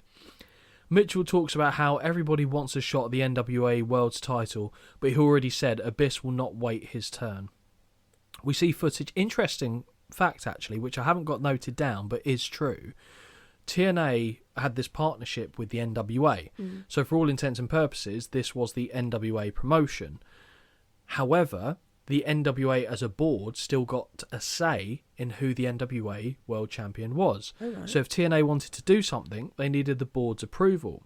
And eventually this relationship kind of came to an end not too long after this, when TNA said, we want to make Abyss the NWA World Right. Champion. And the NWA board said, Abyss doesn't look like an NWA champion. Now, my argument there is, and Raven does. Yeah, I could see it maybe in his ECW days, not now. but not now. He Not doesn't look now. right. Whereas Abyss, you could see, but they were like, we've never had a masked man, Yeah. a champion. It wouldn't look right. And then they ended up going their separate ways, all Oh. because TNA wanted to give the world title to Abyss. I mean, I don't particularly care for Abyss, but I would agree that he looks more of a title holder than But I would also, Raven. I'd hazard a guess. Obviously, I know that you've seen the match that we're about to see. Yes. I'd hazard a guess that sorry. you think he is at least decent. Yeah, you don't yeah. think no, he's I'm not bad, saying you he's just don't bad. care. I just it's the character thing. I think I don't. Fine. Because also they've even got someone there that is effectively like a Paul low bearer? rent Paul bearer. Like for me. There's too I many get it. similarities, but it's. I get it, but Abyss to me wasn't playing. He wasn't trying to play. He is somewhere in between. If you had to use a simile, Yeah. I guess you would, or a comparison, you would say he's partway between Mankind and partway between Kane. Yeah. But for me, Abyss, I mean, it's difficult to say because Mick Foley has had phenomenal matches. Gotcha. But Abyss's general level of matches, I would say, is higher, in my opinion, than both of them in terms of in-ring quality for what I find engaging. And James Mitchell has had this character he was in ECW, by the way. I don't remember if he came out in one of the ECWs we shows, but he used to manage Mikey Whipwreck and Tajiri. Okay. So he's had this character way before Abyss. And I give him credit, he looks the part, does James Mitchell. Yeah. Even the eyebrows Oh God, yeah. the turned into turned little up devil's eyebrows, horns. Yeah. With the pointy goatee, Yeah. it works for me. Yeah. It works. And I because I remember seeing Abyss the first time, and I thought, well, firstly, I thought, how's this guy not in WWE? Because he ticks all the boxes of what you would think the Right. WWE would want. And I remember thinking, I didn't know they made wrestlers this big that weren't in the WWE. Right. It seemed too obvious to me. And Okay. he works backstage there now. Yes, I know, because he just produced the Seth Rollins and CM Punk match Yep. on Raw. Mhm. Yeah. Yeah. I saw that. He's a very smart guy. Yeah. Very smart guy. And yeah, the talk of at the time was they wanted Abyss. WWE did want Abyss to come in, by the way. They just could never make a deal work out. I suppose if you're going to put him in there, if you've already got... Well, the talk was, how true it is that they were going to have him be a WrestleMania opponent for The Undertaker. Right. That would have been a good match. It would have been a good match at that time, not because this wasn't at the end of Taker's. Oh, okay, fair enough. This would have been, I mean, around 2006-07. So who was Undertaker going up against then? The likes of Randy Orton. Right. Okay. It was still a good time. Viable, yeah. Yeah, it was still a good time for that. Before he started going back in with the likes of anyway, we'll get to those. Trust me, we'll get to those matches at some point. Mitchell talks about, oh no, we've done that. Okay, we see footage of Abyss destroying people, including Shark Boy, which I reckon was shot on the debut episode of Impact. Either Abyss is given his title shot or he'll cripple everybody in his path, with a special warning for Larry Zbyszko, who should put down his golf clubs and make this thing happen. As Abyss and Rhino give a beat down to some poor fool in the ring, the lights go out, and now we see Sabu, who throws a chair at the monster before clotheslining him over the top and down to the outside. The package shifts to Sabu delivering a number of high-risk moves before it transitions back to Abyss destroying opponents, and that is the build-up for this match. Yeah. I will say this, on paper, very different for everything we've seen so far. Yes. But also, we've got Raven and Rhino in a very similar structured match later on. And I will put the cart before the horse on this one. This one's better. Oh, yes. By a mile. Yes. It's brutal, but it is better. Yeah. So you know what Sabu's like. You've actually been quite a fan of the ones we've seen of Sabu. Yeah. So he had the match with Rey Mysterio that we saw from One Night Stand. We saw him have the match with Taz, which you actually gave, I think it was 4 stars plus. Shocking, so the Sabu ratings that we've had so far have been good.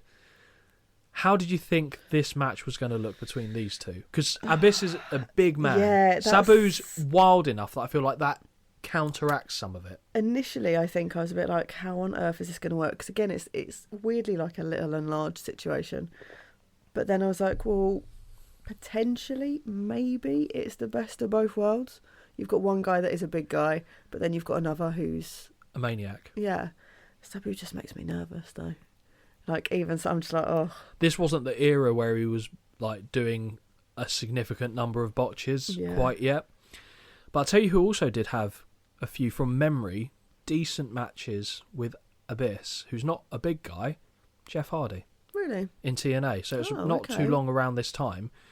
Because there was a bit where, I will spoil it because you will forget it. Jeff Hardy from the entrance ramp, Swanton bombed off through Abyss on a table. It was high, very high. And that was just Jeff. But the distance was also high. Okay. So yeah, that's another one we'll eventually, I'm sure, go down the rabbit hole and find. But you thought this could be not as bad as... I didn't think it would be horrendous, knowing Sabu, basically, thinking even if he is smaller in stature, he's so mentally unhinged that it won't make a difference. And the only thing of Abyss you've seen is him squashing Shark Boy, so you've not seen a great deal of him. No. I would anticipate that you were more looking forward to this match than you were the Rhino Raven match. Absolutely. Okay. Well, I guess we'll see how that panned out. Yes. Or panned out, I should say. Abyss with James Mitchell versus Sabu. James Mitchell and the Monster Abyss make their way to the ring, and we see the Sinister Minister has a fetching yellow suit and eyebrows are gelled to a point like devil horns. Bold look, but it works for this lunatic. Fair. I've said it before, and I'll say it again. I really think Abyss would have done well in the WWE. He has a menacing presence and is a good worker to boot. Mitchell has the microphone and is quick to address Sabu, telling him he's on the fast track to extinction. Abyss never had any interest in Sabu until he interfered in his business. Sabu may be a hardcore icon, but he is no match for the 350-pound plus weapon of mass destruction in Abyss. Mitchell proposes that they make the match a no disqualification contest, which, if we're honest, it was always going to be a no disqualification contest between these two. Does Sabu know how to have a match that isn't a no DQ match? No. Have a look at his WWE run and then answer that question. And that's not even necessarily a bad thing because it was his shtick and it works. Oh, it's fine, but it's like unsurprising. Yeah. The lights go out in the impact zone, and when they return, Sabu is standing in the ring with his forefinger pointed towards the ceiling. The bell sounds, and Sabu runs around Abyss before pointing to the heavens once more and firing off some right hands. Mike Tenay confirms that this match is no disqualification, so I can only assume Sabu pointing upwards means let's do this thing. Third punch from Sabu is caught, and Abyss crushes the hand, causing the homicidal one to fall to his knees. Big right from Abyss floors Sabu, as does the second, third and fourth. Lots of clubbing blows to the back of the head, but Sabu ducks a clothesline off the whip and begins swinging right hands once more. Abyss sways a bit more this time, but connects with a big boot when Sabu charges in. Face first into the buckles goes Sabu, and Abyss opens up with a huge overhand chop. Huge overhand chop. Sabu fires back, but Abyss simply hits harder and connects a second time. Each time Sabu fires back, but Abyss retains the upper hand. Corner whip from Abyss, but he runs into a boot, and the fans begin chanting that they want tables. Always want tables. Fair enough, yeah. Sabu runs into the clutches of Abyss, who sent him sailing overhead with a belly-to-belly release suplex. Very nice. Yeah. Sabu rolls to the outside and to regain his composure. Tell a lie, he's grabbed a steel chair. He looks to return to the ring, but Abyss cleverly stomps on the chair, trapping Sabu's fingers between the metal and the canvas. We've all been there. Yeah, absolutely. We've all been there. Abyss raises the chair into the air, but before he can bring it down, finds himself drop-kicked in the knee. Leg drop follows from Sabu, first without the chair, second with it. Sabu stops Abyss from getting back up and quickly makes a cover, but it is nowhere near. Sabu sets the chair up and springs off it into a brilliant clothesline that sends both men over the top rope to the floor. That was actually brilliant. Yes, like it was very so good. Relatively simple in theory, but Abyss made it look like Sabu completely took him out, which was great. Yeah, agreed. Now Sabu retrieves a table from under the ring and sets it up at an angle at ringside for reasons I'm still not entirely sure of. Abyss lands a knee to the midsection and sends... Because we know what happens later. Surely that was worse for the person that goes through it. Yeah, I did wonder. Were the legs broken and I didn't see it? I don't know, I'll be honest. I But don't. anyway, it's only because of how the second one... Spoiler alert, there's a second one that gets set up in a minute. Abyss lands a knee to the midsection and sends Sabu into the guardrail before he also grabs the table from under the ring, which he sets up correctly. Yes, he does. Sabu hits a kick to the knee, but Abyss knocks him back down before finishing the setup of the table. Abyss rolls Sabu back into the ring, and as he returns his focus to the table, Sabu springs off the chair and somersaults over the top to land on Abyss next to the tables. Yep. I'm Impressed. Right. I'm He right didn't with go it. through the tables because there's always a risk of that, because there was a very small gap for him to... Tiny. Yeah. Sabu cannot retain control and eats a knee before being rolled back into the ring. As Abyss looks to join him, Sabu does dropkick the knee as he is midway through the ropes. Back to the chair, and Sabu leaps off the steel, lands on the top rope, turns around and connects with a lovely Tornado DDT. Yeah, very nice. EC dub, EC dub chant is given voice, and I'm impressed that Sabu has hit everything he's attempted so far. Mm-hmm. Lethargic cover gets a near fall. Sabu strikes Abyss, who finds himself sat on the middle rope with the top half of his body on the apron side. Not sure what Sabu is going for on the run-up, but Abyss swats the chair to one side, catches him, and throws him overhead, which sees him crash through the tables. Very nice. Really good, wasn't it? Very nice. Nasty landing for Sabu, who is seen shouting, "Fuck!" Oh, I didn't know so either. for the mute man who's not supposed to say anything. We heard that. TNA chant now as Abyss rolls Sabu into the ring and hooks the leg for the count of 2. Back to the outside, Abyss hits a third table. No, Abyss has a third table and places this one in the ring. The fans are now chanting that they want thumbtacks, which Holly is really hoping we do not see. No, I don't want that. Stop it. As Abyss finishes setting up the table, Sabu strikes him in the back with a chair and then delivers one to the head before throwing it directly in his face. Cover, and the 1, 2, no. Abyss is up. Sabu grabs the chair and heads to the top rope. Abyss is trying to regain his footing when Sabu connects with a chair-assisted leg drop to the back of the head that puts both men through the table. Not sure who got the worst of that, if I'm honest, because of how Sabu landed. Yeah. But the fans are loving it. What do you think of that? I quite liked it. Yeah. Sabu tries to regain his feet but falls back down. He does eventually make the cover, but James Mitchell puts Abyss's foot over the rope so the 3 count does not count, or does not stand. As Mitchell taunts Sabu, he's grabbed and brought onto the apron, but before Sabu can swing, he's hit from behind. Abyss scoops Sabu onto his back in a torture rack before connecting with a shock treatment on the table. I'm not sure why Abyss did this, as he just crashes onto the wooden table with his own arsehole. But here we are. Lazy cover from Abyss, only gets a count of 2. Abyss goes to the outside where he's consulted by the Sinister Minister. As instructed, Abyss has a bag of thumbtacks and returns to the ring where he decks Sabu and chases the referee comically to the floor. Holly, No. I assume you guessed what was going to be in that bag? Yes, I did. Did you actually? I can imagine you sat there going, no. Yeah, I don't want them. I don't want them ever No, in wrestling. that's fair. Ever. I'm not a fan either. The thumbtacks have been revealed and Abyss is looking to chokeslam Sabu on top of them. He gets him into the air, but no, Sabu fights back down. Clothesline lands, trying to knock Abyss onto the tacks, but no luck. Abyss now is looking for a powerbomb, but Sabu is punching down and frees himself. Sabu cracks Abyss in the skull with a chair before setting it up in the ring. He springs off the steel to the top rope, but jumps right into a black hole slam directly onto the tacks. The crowd explode, and that has to be horrendous. Weirdly, I would rather be the one slammed back first onto it than go hands first onto it. Yeah, okay, I can see that. Because once you get them out your back, it's going to be... Yeah. But yeah, that I feel like that would hurt more. And you can see, based on Abyss's reaction, that that's not good. I don't want to play with either of them. Oh, no, I agree. The crowd explode. That has to be horrendous. The camera closes in at the puncture wounds on the back of Sabu, and it's horrendous, and it is grotesque. After Abyss takes a moment to shake the tacks out of his own hands, he drapes himself into a cover and gets the 1, 2, 3. Abyss is your winner by pinfall. As Abyss celebrates, you can see he still has the tacks buried in his hand. I simply cannot count the number that are currently lodged in the back of Sabu. Holly, what do you think of this match? I did like it. Bar the thumbtacks? Yeah, and it did have, like, I've written it was a breath drawer. So what I mean by that is, like, there were moments where I go, ooh, okay. But it didn't hit as well for me as the previous matches. So I gave it 2.75. Okay. Yeah, I mean, nothing wrong with it. It's just, I don't know.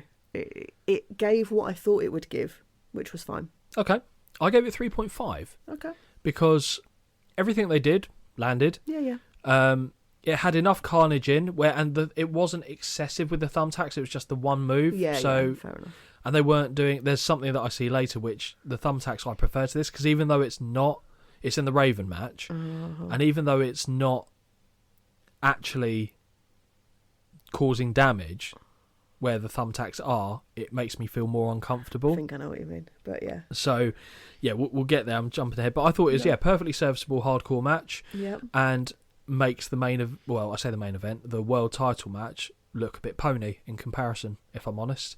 Well, yes, I would agree. There's the only thing I should have said this at the beginning is that with Abyss, it's similar to, like, they do this with Big Show and all these other people, right? They're like, oh my god, he's so big, he's so tall, and they're like, oh my god, he's 6'8", and my note just says, yeah, so is Lance Hoy in the literally last match that we've just watched. But like, Abyss is a bigger... I know he's a bigger stature man, Yeah. but it always makes me chuckle when it's like, oh my god, they're the biggest guy ever.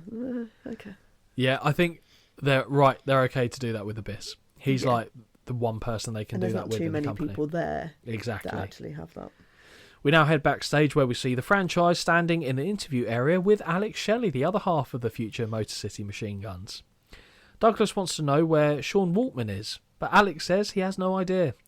Shelley says that people told him Waltman is a little kooky, a little out there, but always comes through in the end. Shelley says that having won the Chris Candido Memorial Cup Tag Tournament, he's entitled to a World Tag Team title shot. He says that the Total Non-Stop Alex World Tour is heading down to the ring with or without Sean Waltman. Ooh. I know which one Holly was hoping for. As the ring crew go about cleaning the ring, we're taken to the commentary desk where Mike Tenay and Don West discuss the brutality of what they just saw. We also see a cameo from a complete and utter randomer walking directly behind them. Don West questions Alex Shelley's faith in Sean Waltman, and Mike Tenay takes it one further by saying he's completely unreliable. And you don't know if he will even turn up at an event. Makes me think someone didn't turn up for the event. Yeah. Tenay says that he would hope Sean would be here to support the next generation of professional wrestling. Tenay's going in a bit hard on Sean Waltman. He's not happy, is he? Yeah. So he's got an axe to grind. I'll be honest, I should have looked it up, but from memory, I do think that he just no-showed.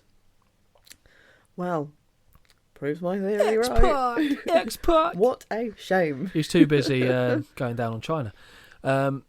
Next match, though. Yes. Next match. Yes. Talk to me, Goose, about the next match. We've got Bobby Roode versus Jeff Hardy. Happy girl. Happy girl. On both sides of the fence, I think. Yeah, fine. Yeah. Fine. The first thing I notice is that they use the correct music for Bobby Roode, that being the theme of Team Canada. Oh, yes. So, does that mean they accidentally played Abyss's music for P.T. Williams earlier and just left it like that? That's amazing. Maybe. The little P.T. Williams coming out to dun dun dun dun. But you'd have to in your face be like, don't play it, because otherwise they'll be like, what the fuck's this? Well, because there was a pause before he came out as well. Mm-hmm. Now we hear the girls scream, and Holly might well be one of them, as Jeff Hardy makes his way to the ring to one of his own songs. Oh, it did make me sad that it wasn't his music, but... It is his music. Oh, no, you mean the music, but yeah. I know it's his song, so... Oh, please, Jeff. The songs are so bad. Stick to wrestling and art. You're good at those. Okay? Holly, as the specialist in the room on the subject matter, what do you make of Jeff's look here? I'm glad you've had this reaction. Don't get me wrong. We know I'm a big Jeff Hardy fan. Big fan. This is not a good look. It's like, I know he liked to do all the stuff with the paint and the half-coloured hair and looking a bit different, but this looks like he just went, I can't be fucking bothered. Just like throw a bit of paint on my shoulders, maybe all over my face, whatever. Whatever sticks. It looks like he got the bloodbath treatment from the Brood. Yes, it does. And just went, I'll wrestle like this. It's fine. Yeah, so I was a little disappointed, but I'll take him. It was funny because I was watching the show, obviously, in this room that we're recording in, and Em happened to be upstairs. Oh, yeah. So I said, Em, come and have a look. What do you make of this Jeff Hardy look? And she went, I'm not Holly, right? And I went, yeah. I said, but you were a fan when you were a kid, so have a look. And she went, oh, no. Yeah, it doesn't. No. Weird.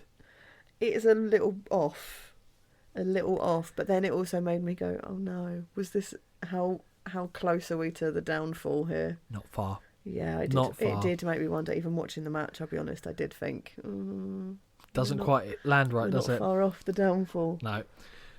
With Jeff posing on the second rope, Roode wastes little time in yanking him back down and firing off with right hands as the bell sounds.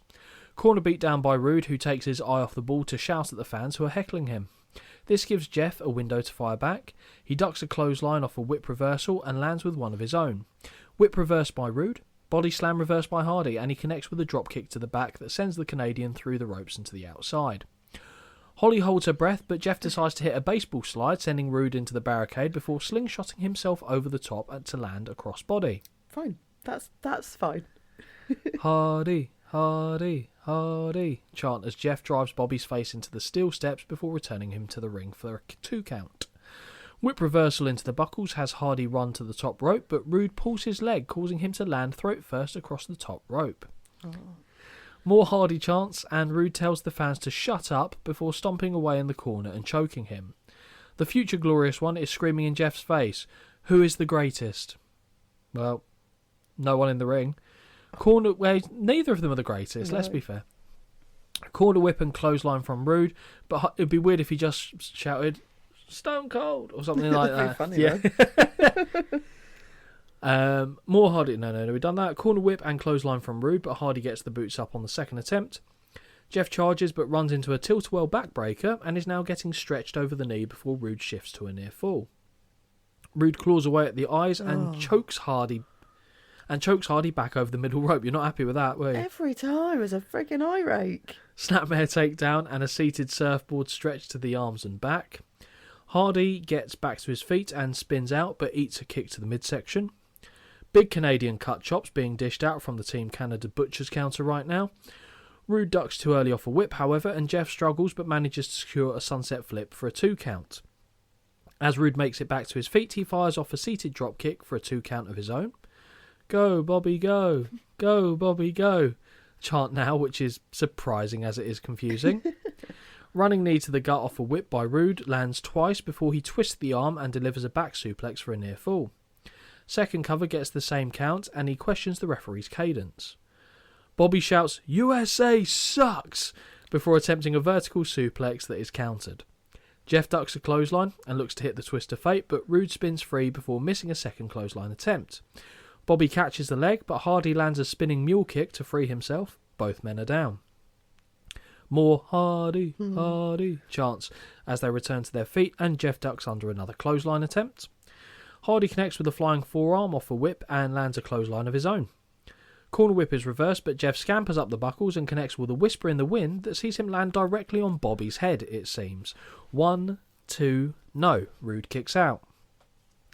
Knee to the gut from Rude, who looks to be setting up for a powerbomb. No such luck, though, as Hardy picks the legs and drives his own into the groin area. Elbow connects from Rude as Hardy casually walks towards him. It's at this point that my brain literally went, you can both see that both of them effectively go, like, it's like they're tired. Like, I mean, not saying I wouldn't be tired, because I would, but weirdly it felt like they both just took the foot off the gas here for me. That's fair. Fair comment. Clothesline misses, because that was the amount of clotheslines missed in this one, by the way. And Hardy connects with a flatliner that plants Rude face first on the canvas. Jeff slowly makes his way to the top rope, and we now see P.T. Williams at ringside, and he uses the most Canadian weapon he can find, a hockey stick. Might well have been covered in maple syrup, but we couldn't tell, to hook Jeff's leg and seat him on the top buckle. Rude meets him up top and looks to superplex him back into the ring. Jeff fights it and shoves him back down, but Rude is determined and charges up the buckles to toss Jeff overhead with a super belly-to-belly suplex. Cover for the 1, 2, no. Hardy kicks out. Williams is now on the apron to distract the referee, allowing Rude to grab the Canadian flag-draped hockey stick, so it got more Canadian. He misses with a swing as Hardy ducks and knocks PT off the apron. He looks for an overhand strike with a stick this time, but eats a boot to the gut, and Hardy connects with a twist of fate. Rude hits the canvas hard and rolls his way to the outside. Hardy still climbs to the top looking for a swanton bomb, but PT is there to help Rude back to his feet. Jeff changes up the game plan and jumps down to land on both men. He strikes away at both before Bobby begins to fire back. Whip reversal sends Rude shoulder first into the ring steps, and Jeff now returns from him to the ring. As Jeff goes to pin him, PT pulls him off the apron and looks for the Canadian Destroyer, but he is instead backdropped onto the mats. Hardy goes to re-enter the ring once more, but now Jeff Jarrett is here, and he breaks the hockey stick over Hardy's spine with 2 blows. This guy can fuck off.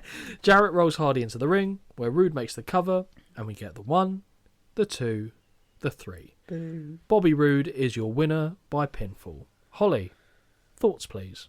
Oh, it makes me sad.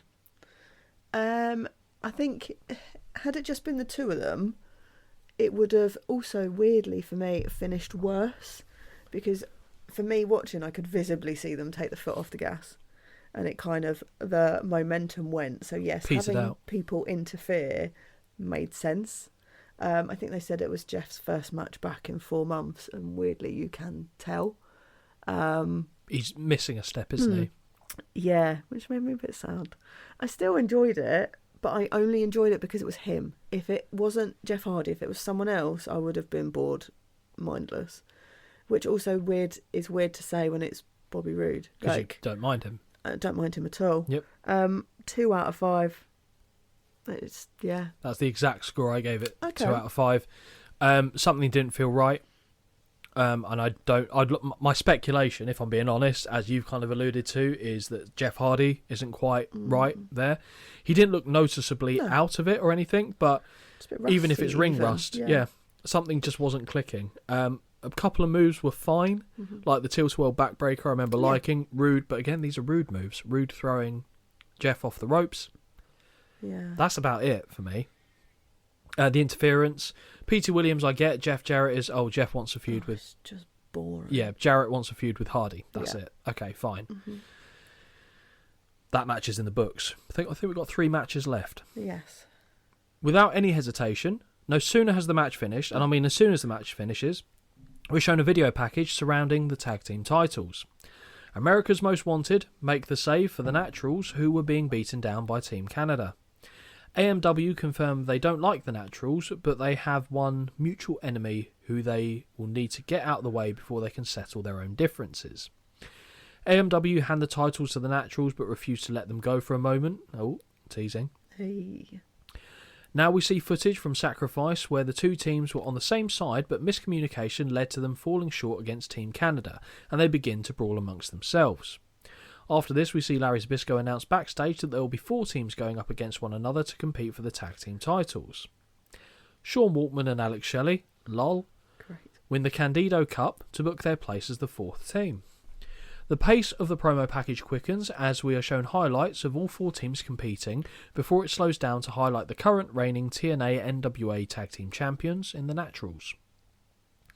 We'll get to them in a minute, don't worry. Thank you. With the video package now over, we head backstage and I have to laugh as we are informed that Shane Douglas is standing by ready to interview the Naturals and the Mouth of the South, the legend, the icon, Stop it. baby, Jimmy Hart. I cannot escape this guy. He's everywhere. My next comment, how the fuck did we find ourselves with a Jimmy Hart show in TNA in 2005? I'm so annoyed. I forgot he even did anything. I know he was around with Hulk a bit in TNA, I think, briefly, but I don't remember him being there at all. Livid. Absolutely livid. I couldn't have laughed harder when I saw him. I'm so angry. It's amazing. It's the gift that keeps on giving. And do you know what makes it worse? Is because it's not a massive crowd. You can hear. Oh, let's go, baby! Fucking megaphone. Pissing me Come off. on, baby! So angry. You missed the days of him having water slide contests with Yes, fucking fine. Junkyard Dog. Fine. Brilliant. Andy Douglas and Chase Stevens. Holly, solid look. Yeah, good.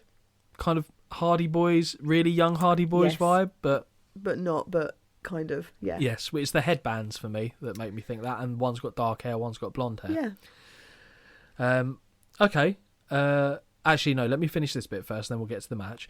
So, Shane highlights the difficult route that the Naturals will face if they are to retain their titles, as they'll need to defeat 3 of the top teams going. Jimmy Hart agrees, and says that he's managed some of the greatest tag teams in professional wrestling history in a lot of tough situations. He is cut off, though, as AMW make their way onto the scene, and Storm asks if the Naturals' tongues have been gotten by the proverbial cat, or if they are just camera shy. AMW ask how they expect to beat a team as good as AMW, and the Naturals look to offer up a scrap right away, but Jimmy steps between. Now, if Jimmy is stepping in between, we got problems. Chris Harris says that before Hart stepped onto the scene, the 2 teams had fought a few times, and deep down, the Naturals must know that they cannot do anything to stop them. Storm looks at the watch on Shane Douglas' wrist before saying it looks as though the Naturals have only 15 more minutes of time with the tag team titles before signing off with, "Sorry about your damn luck," which is his... Yeah. So I like it. I think Yep. that's a good Yeah. saying. Both teams are fired up. Mike Tenay now lays out the rules for the upcoming tag team title contest, which I'm sure Holly was particularly appreciative of. I was very appreciative of this. But I also did Google the guy who it was in memoriam for. Chris Candido, Sonny's ex. Yes, and basically the reasons around his death was a bit Very sad, because it was an ankle injury he went in for surgery on. Well, I have got some Googling here for you. Go on then. So, also bear with, because we know I'm not very good at reading. So, so at the lockdown event in April 2005, he fractured his tibia and his fibula and dislocated his ankle during a steel cage match with Lance Hoyt against Apollo and Sonny Siaki. Thank you. He underwent surgery the next day and had titanium plates and screws inserted into his leg. He was at the following Impact tapings managing the Naturals to defeat America's Most Wanted and to win the tag champs. On April 28th, 2005, he fell ill. The condition worsened during the day and he collapsed in the evening and was rushed to hospital in New Brunswick. He was diagnosed with pneumonia. They drained his lungs and he died soon afterwards. He was only 33. Yeah, very young. And then it talks about his brother, saying that his brother initially believed that he died due to a blood clot and a complication from surgery. And his death also affected other wrestlers like CM Punk, who came out and voiced concerns over having to have elbow surgery and effectively not wanting to have the same thing happen even. And in 2016, his brother later revealed that the autopsy confirmed that he didn't die from a blood clot rather than acute pneumonia following the surgery, and that is therefore the story. Yeah, I mean, Chris Candido was a wrestling tragedy because it wasn't one that was necessarily linked to the usage of steroids. Now, that's not to say that Chris Candido didn't partake in that, because I think it's understood that he did. However, for it to, because the understanding was that it was the surgery that ultimately led to his passing, and also Chris Candido's death, because he was well thought of, he was well respected. He did work in ECW. He was in WWE. He came to WWE with Sonny, and we've all seen how Sonny has spiraled since Chris Candido passed away. Obviously, she's still in prison to date.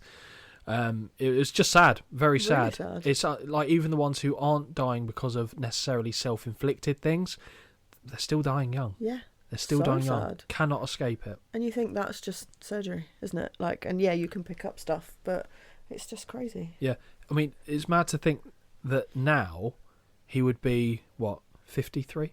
That's still no age now. Nope. It's younger than both of us. It's crazy. It's very sad, very sad. But we haven't really covered a Chris Candido match. No. So I'm sure there'll be one in the not-too-distant future. But we now go to the tag team title match. We've got Team Canada versus the Naturals, with Jimmy Hart, of course, against America's Most Wanted. I really like that tag team name, by the way. America's Most Wanted. I like it. It's good. And the look is very much up your street. Yes, it works. Versus Alex Shelley for the TNA NWA tag team titles. Okay. Yeah. At this point, yeah, did you think, is Sean Waltman going to appear? Well, I didn't understand how you can start a match with a person down. I did not understand that for the life of me. Made no sense. And somehow it gets more confusing later. Oh, just a bit. So I thought he might appear, but do like a dramatic entrance.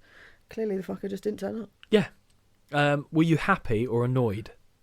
Yeah, fine. I'm happy for him to not be there. But I did think if he's not going to be there, have someone else. I understand it, having watched it.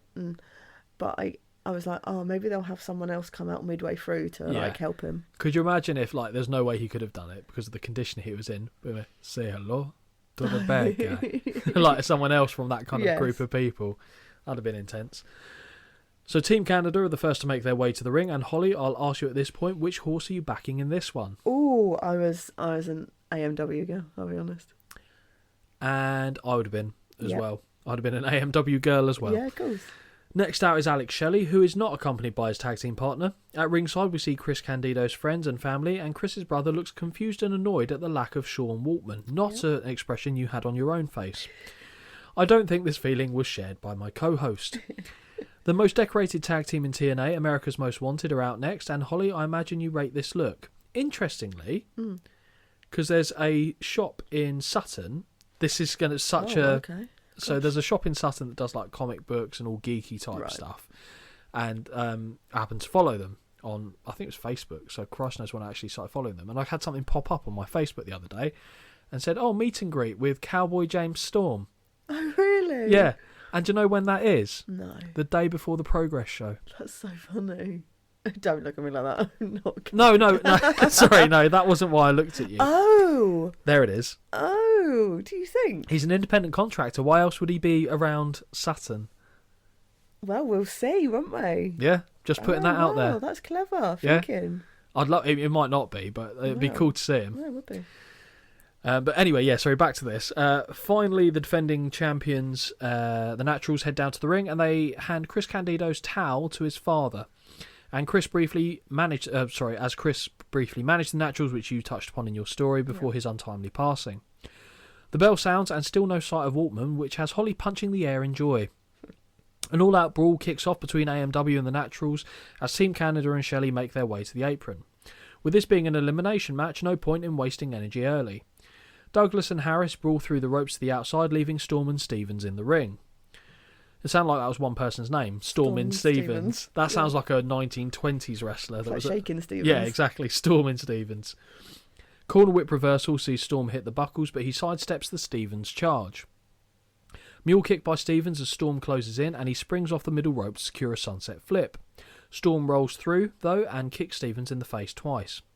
Bizarre decision from Shelley, who tags in blindly from the apron, and he gets a near fall on Chase. I would have just stayed there until someone tagged me, and even then I'll try to avoid it. Well, especially if the nature of the match. You gain nothing from coming in other than pride. I'm standing there doing fuck all and waiting to the end. If I got a choice. 5-star classic. Absolutely. 5-star classic. That's smart, not hard. That's a good nickname actually, the 5-star classic.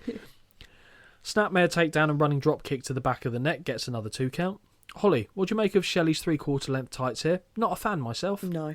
Awful. Yeah. Awful. Either full length or shorts or pants. I can imagine Tom wearing that.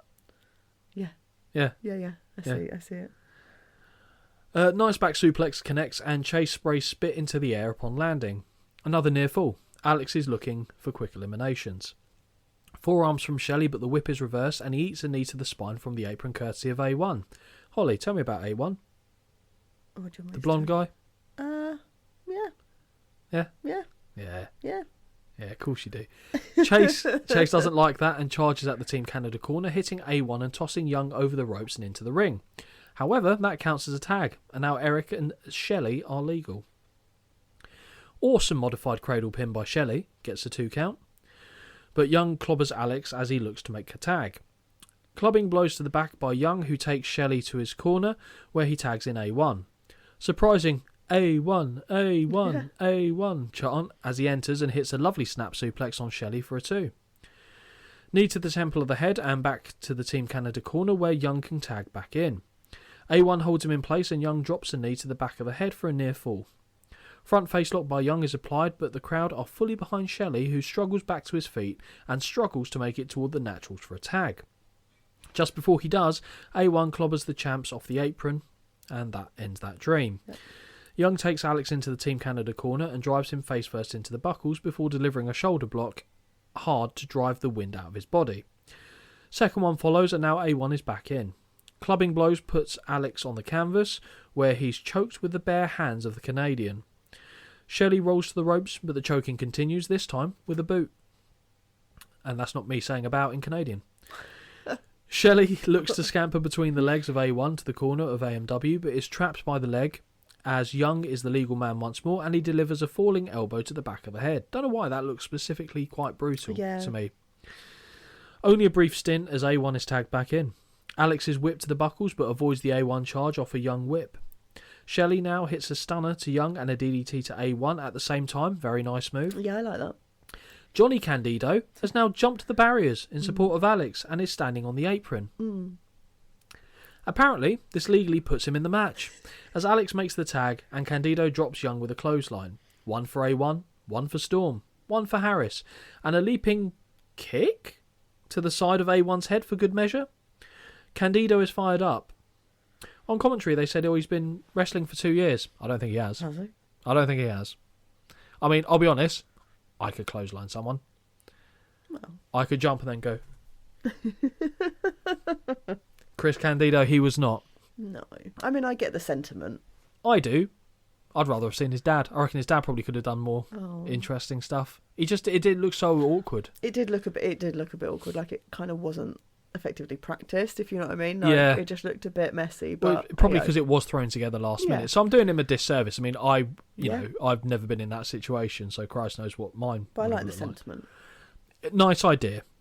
Execution was left wanting a little bit. Young strikes him from behind and counters a whip, sending him into the buckles. Candido looks to go up and over, but is caught downstairs, which I think saves the blushes a little bit. Eric now with a small package, and he gets the 1, 2, 3. Shelley and Candido have been eliminated. I think we all saw. Oh yeah, that was obviously coming. Also, though, if I'm him, I'm not going backstage. I'm going back to my seat so I can watch the rest of the match. Could you imagine? Yeah, but it's like, how long do you sell it for? Yeah.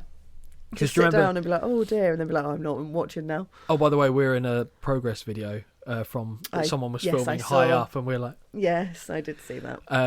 Because there was one point where the security guards near us were like selling when I think Leon Slater came flying over, And I kept looking, and he carried on doing it for quite a while. And I actually shook his hand. and went, "You're right." Like, he was doing a bloody good job of selling it, because I was like, I don't know when the cutoff is to go. True. Right, we're back in doing our job.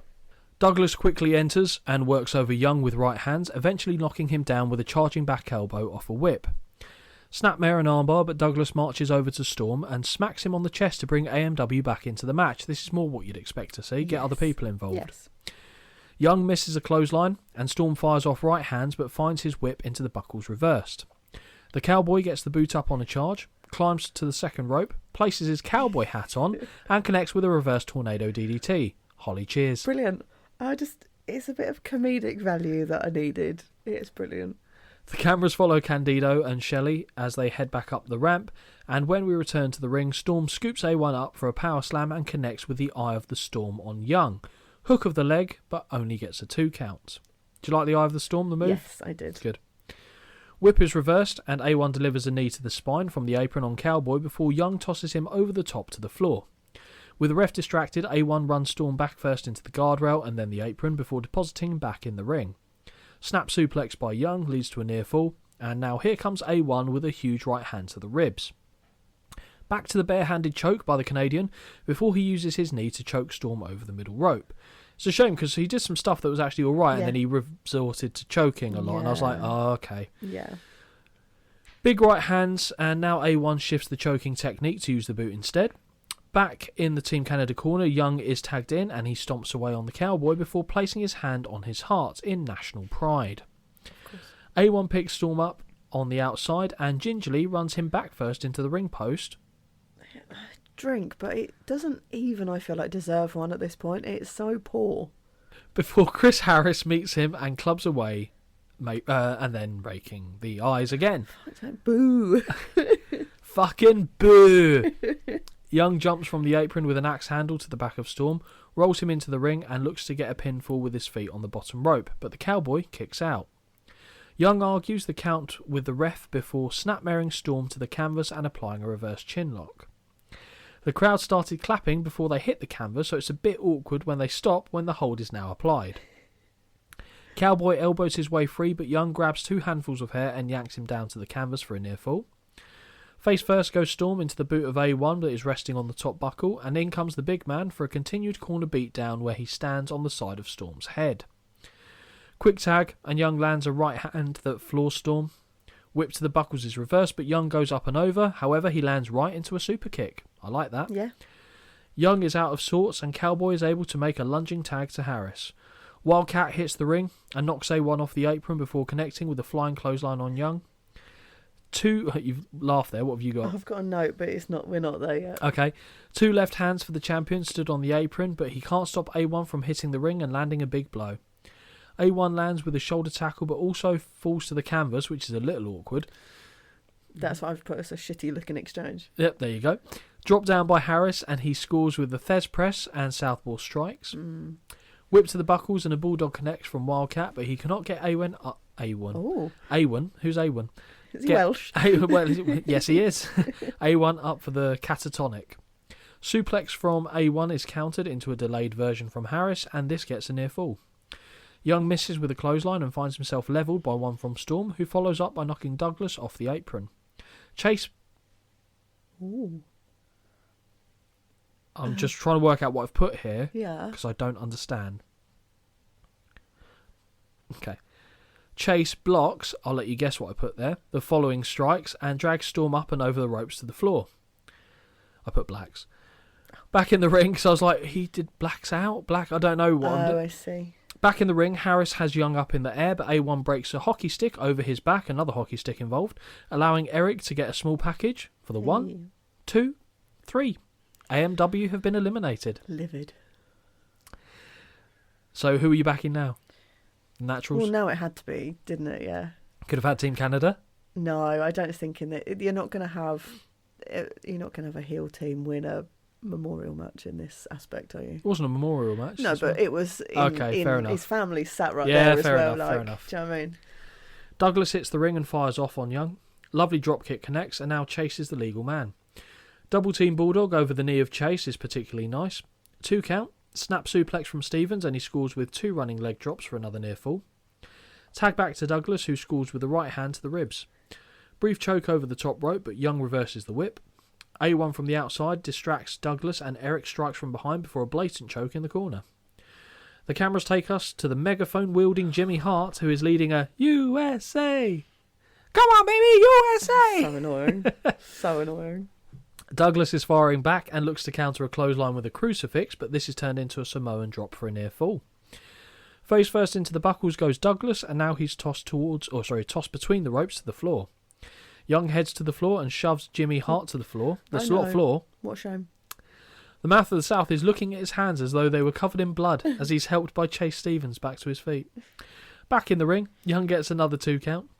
Douglas ducks a clothesline and manages to score with a high knee off the ropes. Both men are down. Tag to Stevens, and he opens up on both members of Team Canada. Huge Alabama slam to Young sees him bounce up high, but the pinfall is broken up by A1. I like that. Yeah, it was good. Right hands from Stevens, but one gets countered and he's driven into the canvas with a huge powerbomb. Andy Douglas back on the scene, but he gets reversed and elevated to the top buckle. He tries to fire back, but is raked in the eyes. He does manage to eventually push A1 down to the canvas, but now has Eric Young to contend with. Superplex scores from Young on Douglas, but the Canadian scampers to cover Chase instead, only 2. Young warns Jimmy Hart before heading to the top rope, where Team Canada are looking for a doomsday device. Jimmy Hart pops onto the apron and shoves Young, causing him to crotch himself on the top rope. Don't know how Holly feels about that. I was torn. I was fine with it, but then it's him. You're cheering a team now that's got Jimmy Hart managing them. Makes me sad. Stevens slips off the shoulders of A1, and the champs score with a natural disaster for the 1, 2, 3, as Andy Douglas secures the win for the defending NWA Tag Team Champions. Hart enters the ring to celebrate with his clients, and my God, I can feel the anger steaming off Holly. Yes. We see a shot of the crowd who are proudly showing bottles of A1 sauce to the camera. Holly, what do you think of the match? I thought it was all right. It's just a lot going on for me. It's these matches that I really, really do struggle with. There's a lot going on. It was all right. I've given it 2.5 out of 5 because I would just say it wasn't bad by any means. Was it bad? Was it good? For me, no. Was it all right? Yeah, it's fun. Not a million miles off again. 2.75. Fair. I thought it was just better than average. Yeah. I thought the match actually, I got why it had to go on so long. Yes. But there was a particular part where I lost a significant amount of interest, and it was when Team Canada were doing the quick tags, choking, yeah. James Storm, quick tags, more choking, and I was like, okay, that bit, fine, but don't have it as being that long. But I'll give it 2.75. We head to the commentary table where they sell the upcoming Bound for Glory as being the biggest show in the history of TNA, and the general festivities going on for that weekend. Backstage now, we see the franchise standing alongside Rhino. Douglas tells Rhino this is the moment he has been waiting his whole career for. The entire reason he came to TNA. A shot at the TNA World title. Well, it's the NWA World title. Yeah. Shane asks Rhino what is going through his head at the moment. Rhino says that after 4 years of wrestling agony and hell, where was he for those 4 years? Oh, was he having neck surgery? Did he break his neck at this point? Yeah, actually, funnily enough, interestingly enough on that, so did Hardcore Holly. Shut up, no way. Yeah, I know, right? Stop it. So, yeah, he's referring to his time in WWE. Give over. So, yeah, after 4 years of wrestling agony and hell, there are no more Hollywood bitches telling him to show emotion in that ring. He can do what he wants. Did he ever show fucking emotion? No, that's why they were telling him to show fucking emotion. Shit. Rhino is shit, is that what you're saying? I don't want to hear him talk. Brilliant. I didn't think it was too bad, to be fair. Rhino says that Raven thinks he has an advantage in a Ravens rules match, but that is exactly what he wants. Well, they couldn't call it a Thin Balls Mahoney match, could they? I wish they would. Furthermore, I'm not sure he's a Thin Balls Mahoney anymore. No, either. he's just balls. Furthermore, Raven in possession of what Rhino has always wanted, the NWA title. Rhino has one word for Raven, and that is pain. I thought he was going to say gore, because that's his move. But anyway, he smiles sadistically before walking off. From here, we're shown the VT package hyping up the NWA title match and how it came to be. We see footage from Sacrifice of how Jarrett is told if he beats Raven, he gets the next shot, but if he loses, he has to wait an entire year. The third option is that Rhino gores Raven through a table and pins him. Jarrett is not happy about this and tries to strike a deal to get Rhino shot. And then when Jarrett wins, he promises Rhino he will get the first shot. What? I don't know. It's just the terminology of Rhino and shot in a sentence. Rhino says he can, like safari type? Yeah, okay. Not that I'm condoning that. I'm just saying I thought it was an intentional. No, it wasn't. Rhino says he can have the title shot after he himself beats Raven to win the belt. A dark and moody shot of Raven, who talks about him liking pain, as we see him take a pizza cutter to the forehead of Jarrett. Now that might be, Holly, what I was referring to earlier as being the thing that makes me feel really uncomfortable. Yeah, I know it was. Also, I've rarely seen a sharp pizza cutter. They're always blunt. I don't use them because they're always blunt. They're always blunt, aren't they? Use scissors instead to cut a pizza. No, run that by me again. Not in a restaurant, obviously, but at home, pizza cutter don't work. You get a pair of kitchen scissors, cut it Use a into knife. Slices. Oh, I can't be asked. Honestly, But you'll use scissors. If you've never used scissors to do it, next time use scissors. No. You lose any topping from a cutting angle. It's brilliant. It's great. Who taught you this? Do it. Who taught you Before this? you knock it, do it. Okay, but who taught you this? Where did you see this? I've always done it in our house. Oh, so it's your mum's fault, Oh, is what I'm probably. hearing. Oh, okay. It's great though. Yeah, okay. Yeah, sure. I don't know where to go with that, really. But, so he takes that to the forehead of Jeff Jarrett. Mm-hmm. Rhino, you might be the man-beast, but I am a human cancer. No arguments. Footage of the two men brawling now takes centre stage, and we see both men holding the title as the camera shutters through one clip to another until it abruptly comes to a close. We head back to the arena, where we get a tail of the tape, and I'm sorry, I do not believe that Rhino is 6'2". So convinced am I that I look it up, and as I expected, he's 5'10". Yeah, there's no way he's over 6'2". Fuck off. He's built like a brick shithouse. Yeah, it's fine. like a keg with arms and legs. 6'2" with his T-Rex arm. Not having that. No. 5'10". Yeah. Is the answer, and I was like, there we go. That's fine. Why lie about it? Why? But also, like, in a noticeable way, like, say someone's 6'8" is 7 foot, but not fucking 5'10" to 6'2". No. For some reason, that doesn't work. No, well, no. No, because we know what that is. Like, we don't often see 7 foot people. No. Stupid. Yeah, unbelievable, Jeff. All right, co-main event of the evening. Rhino versus Raven in a Ravens rules match for the NWA World Heavyweight title. You have to think that the likes of Lou Thez and Carl Gotch thought this is exactly what the NWA title should become. Oh, yeah. Were you excited? No. Were you worried? My note says, am I going to care? I can tell you the answer. Scotty Flamingo? I just don't see either of these people really in matches don't really entice me. Yep. Fine. Anyway. So putting two people that don't really interest me together really doesn't interest me. And we also had the last event we watched, No Way Out, had Rhino against Hardcore Holly, and we're like, why? Because they both got surgically repaired necks. Oh, yes, but they did that. that was the highlight of the match, taking the piss out of it. Yeah, that was. So for me, it was just a bit like, I don't think I'm going to care, but also I hope this isn't that long. But on YouTube, it didn't feel too long. No, on YouTube also. It was segmented. It segments the matches. So sometimes I was like, oh, that's quite helpful. And others I was like, oh, God, come on. I didn't think... The only match that I thought was a bit longer than I'd have liked was the tag team title match. Agreed. I thought everything else was just about fine. Yeah, it was fine. It was fine. And then the match starts. A clash between two ECW icons for the NWA World Heavyweight Championship. Rhino is out first, looking as stocky as ever, and perhaps unsurprisingly, Raven brings a trolley full of weapons to the ring, throwing some items in Rhino's direction before draping his hoodie over the camera. Yes. Before we start. Yep. Again, I am no oil painting. I am aware of this. But time has not been kind to Raven. Oh, it has not. It really hasn't. However, the highlight of this match for me was I gave him a little bit of a Google just to see if there's anything juicy out there and actually might entertain me. He's freaking in Mensa. Yeah, he's a smart guy. He's got an IQ of 140. Yes, smart guy. In comparison, Stephen Hawking's IQ is 160. Mm-hmm. Like, that's insane. Yeah, he's a smart guy. Fucking look at this shit. Frank Lampard's in there as well. Really? I think so. I didn't know that. Yeah, I think Frank Lampard's Frankie in there. Lamps. Yeah, Frankie Lampard. You're going to look that up now, aren't you? Well, maybe that. The unloading of weapons continues, and as the bell sounds, Rhino is tooled with a kendo stick, and Raven has a 10-foot-long chain to hand. It's amazing to think that a smart man would do so many stupid things in wrestling. Really, isn't it?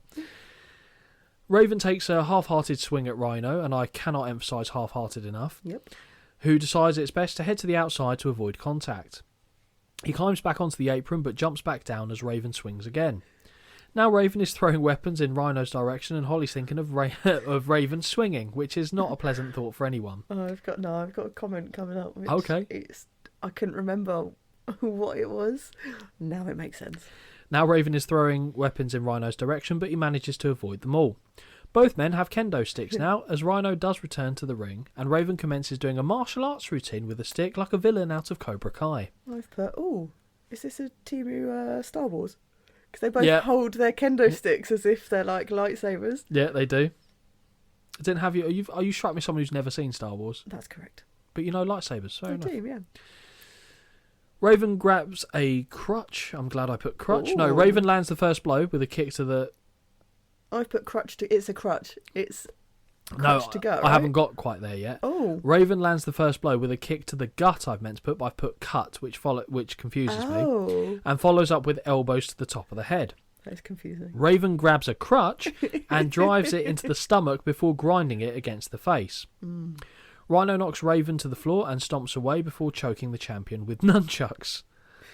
Running leg drop lands, but Raven fires back, and now he is slicing away with a pizza cutter to the forehead. This was very early, I thought. It was.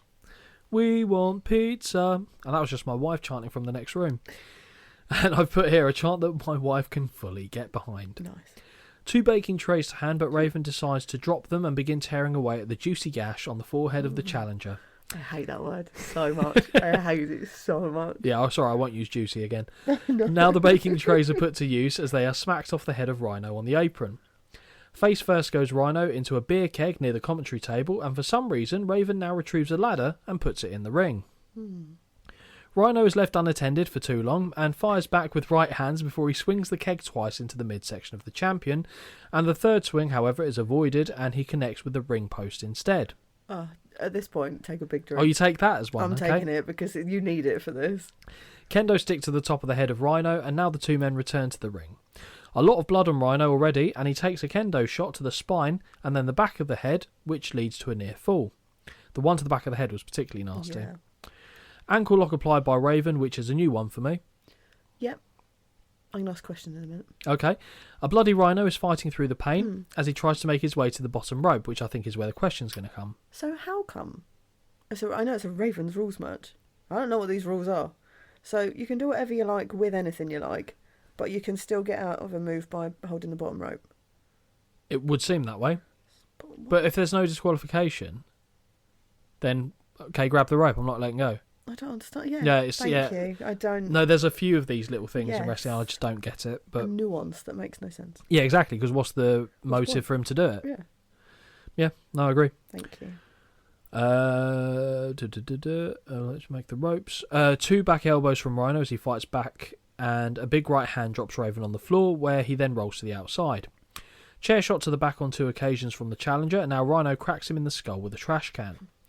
A brief moment to raise his arms to celebrate, which is about as high as he can get them, before the action returns to the ring. Raven is now bleeding, and as he sits wide-eyed in the corner, he's caught with another trash can shot to the skull.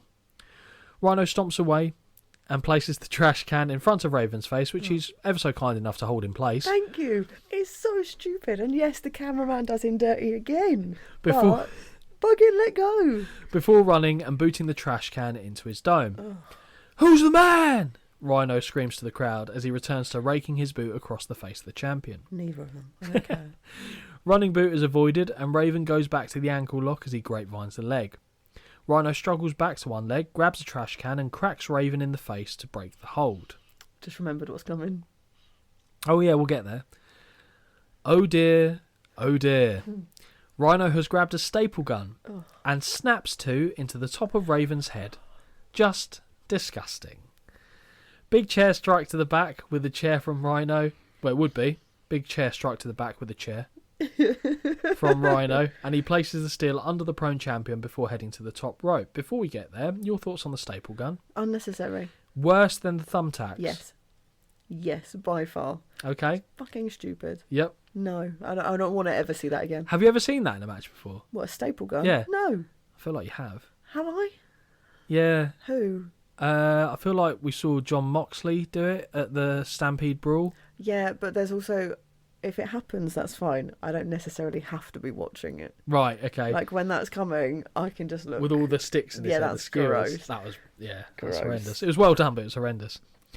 Rhino takes flight, which is weird, against a Raven. But Raven rolls free, and he lands. It's just a match between two animals. Yeah. Have I just noticed that? Rhino and a Raven. Oh my god. And he lands hard on the chair. Both men are down. From his knees, Raven drives the shoulder into the midsection twice. He ducks a clothesline and opens up with a series of jabs before connecting with the discus lariat. Rhino goes sternum first into the buckles, and Raven connects with another stiff clothesline. Running knee lift to the face puts Rhino in the corner. Whip to the opposite side, and Raven connects with a corner clothesline and bulldog combination. Hook of the leg, gets a 1, 2, no. The champion sets up a steel chair in the middle of the ring, but before he can use it, Rhino plants Raven's face first into the steel before getting a near fall of his own. As Rhino is whipped into the ropes, we see Cassidy Riley, who is dressed as Mini Raven, or Super Thin Balls Mahoney, appear on the apron and distract the referee as Raven drops Rhino with a Raven effect. Hook of the leg for the 1, 2, no. Rhino kicks out. And Holly is a defeated woman. I hoped this was it. Raven looks out towards Cassidy, who's shouting, "I'm sorry, boss," as his distraction inadvertently delayed the ref in making the count. As Raven returns his attention, he's met with a ladder shot to the ribs. Rhino slants the ladder on the steel chair, which I thought was weird, but now delivers Sesame Street punches in the corner. This doesn't last long, as Raven powerbombs Rhino through the ladder, and that has to suck. Hook of the leg, and we get the 1, 2, no. How did Rhino kick out of that? Well, it wasn't really pinned. He was like hovering in the air on a ladder. Yeah. Not done with the ladder just yet. Raven puts the ladder over the middle rope, but it is Rhino that would use it by jumping his weight down, sending the other side into Raven's face. And you having flashbacks of Joey Mercury? A little bit. Slowly, Rhino returns to the ring to make the cover, but still only a 2 count. The challenger heads outside once more, and now this lunatic picks up the trolley and hits Raven in the face before putting it in the ring. The two men jostle for possession of the trolley until Raven runs the metal into the gut of Rhino in the corner. Low blow by Rhino, but Raven sidesteps the gore, leaving the challenger perilously close to colliding with the trolley. Second attempt is avoided with a drop toe hold, and this time Rhino does connect hard with the metal. Both men are down once more. Time for more interference, as Jeff Jarrett's back on the scene. He appears with the NWA title, and he looks to be lining up Raven, who's waving him on. Before he can do that, however, Jeff Hardy is on the scene and snatches the title from out of the grasp from the floor, which I thought was actually quite well done. It was. Raven effects on Jarrett, but Rhino looks to hit Raven's own move on him. No, Raven spins free and connects with the Raven effects on Rhino. Hook of the leg for the 1, the 2, the 3. Raven retains the NWA World Heavyweight title by pinfall. Holly, what did you think of this match? I was glad when it finished. I just don't care. It did nothing for me. I gave it 1.25, which I even think is generous. But the highlight for me, Jeff Hardy, to be clear, coming in at the end for 2 seconds, actually doing something which made sense, and it finished. I don't... Too much happened in here, which is unnecessary. Yep. Blood. I mean, I'd expect it from a match like this, but it didn't add to anything. It didn't make me go, oh my God. Like, whereas, say, for example, Stone Cold and Bret Hart, the blood there made it more dramatic. This, I don't care. Because it started so early. If I never have to watch these two again, that's fine. Really? Yeah, wow. Don't care. That's a hell of an indictment. Yeah. Hell of an indictment. I went higher than you. Okay. I was torn between 2 and 2.25. Okay. Because I thought it was under par. It was made worse by the fact that we had a good hardcore match earlier on. Yep. I didn't care about either man winning. We had interference, but it moved at an okay enough pace that I wasn't like, oh, come on. Yeah. And like I said, the length of the match overall was fine. Yeah, see, for me, it was too long, but that's because even straight away, I was like, I don't care. So, not a fan, No. Holly, No, thank of you. Raven and Rhino. I think, especially like you say, because there was a match earlier on in the card, which was so much better than this. Yeah, I agree. Co-main event, absolutely not. Well, imagine if it was the main event. Because normally that kind of match would main event, because it's the NWA World Title. Yep. But hopefully we go from that to a match that is considered to be significantly better. But I'll be interested to get your take. Okay. With that match done and dusted, we get a VT package of the build-up to the X Division main event between Samoa Joe, AJ Styles and Christopher Daniels. We see footage of all three men interacting with one another and also laying it into other members of the roster. A particular focus is put on Samoa Joe being a destroyer, AJ being a risk taker, and the defending champion being more measured and picking his spots. Three diverse personalities, and we know the saying, Holly, styles make fights. The package wraps up with Christopher Daniels saying his heart beats TNA. TNA. Oh, okay. TNA. Which is called So arrhythmia. Steady beat. And that both challengers should ask themselves if either of them have what it takes to curb his spirit, which he informs us is unbreakable. Oh, I see. I see. He does, yeah. Holly, Hello. do you think this did a good job of hyping up the main event? Yeah, actually, I think it did. I was interested, also because I was on such a low from the match before. I was like, oh, this has got to give me something. But I was like, oh, okay, bit of a backstory. Lovely, that'll do. And you must have known at this point, because I don't know if I directly said it was this match, but I must have strongly hinted I figured, at. to be fair, after I knew this match was in it, I was like, okay. Okay. This is the reason. Yes. Before we get to the entrances, Mike Tenay gives us the key points, which I expect will have been appreciated by Holly throughout the show. Always. It's main event time. Main event of the evening. Christopher Daniels versus AJ Styles versus Samoa Joe for the X Division title. Yes. You're familiar with Samoa Joe. You're familiar with the long-haired AJ Styles. I am. Christopher Daniels, you haven't really had any dealings with. Not really. Okay. Who are you backing? AJ. Short-haired AJ. Short-haired AJ. Fan? I mean, I like The AJ. look. I like. I don't know. I think he. Oh, I don't know. I don't know, because when he has long hair, as in when I know him from WWE days, it's soccer mum long hair, and it doesn't look right either. Yeah. But because I'm so used to the long hair, And he has the no facial short hair. looks different. But no, fine. Okay. I was Samoa Joe. I know you're a big Samoa Joe fan. I'm a big AJ Styles fan, big Yeah. Daniels fan, to be fair. I like all three of them. And as I said, this is the match that I wanted you to see. Yep. We begin. Samoa Joe is the first one to make his way to the ring, and this was the best time to be a Samoa Joe fan. In fact, scratch that, this was the best time to be a fan of all three of these men in TNA. Like, this was so good.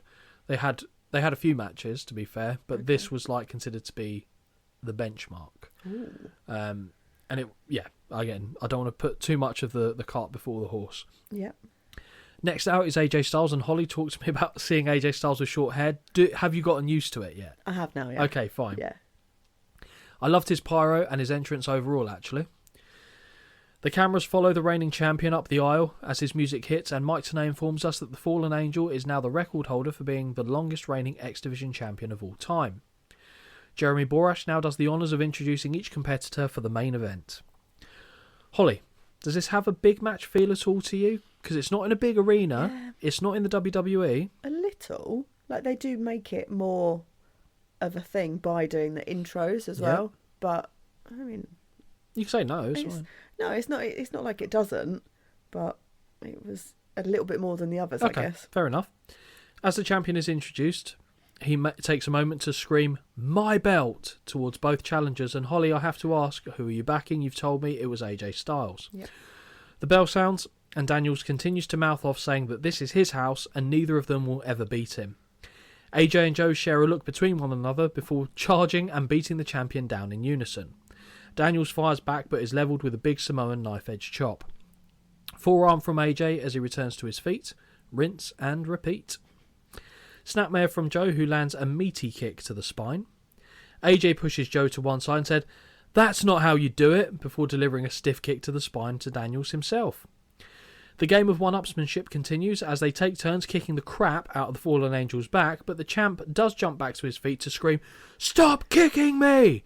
As he does, AJ sweeps the leg and Joe kicks him in the chest, putting him down once more. The crowd are loving this already.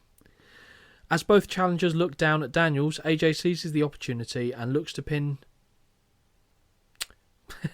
Joe, I've got. Oh. AJ seizes the opportunity and looks to pin Joe with a victory wheelbarrow roll, but only gets 2.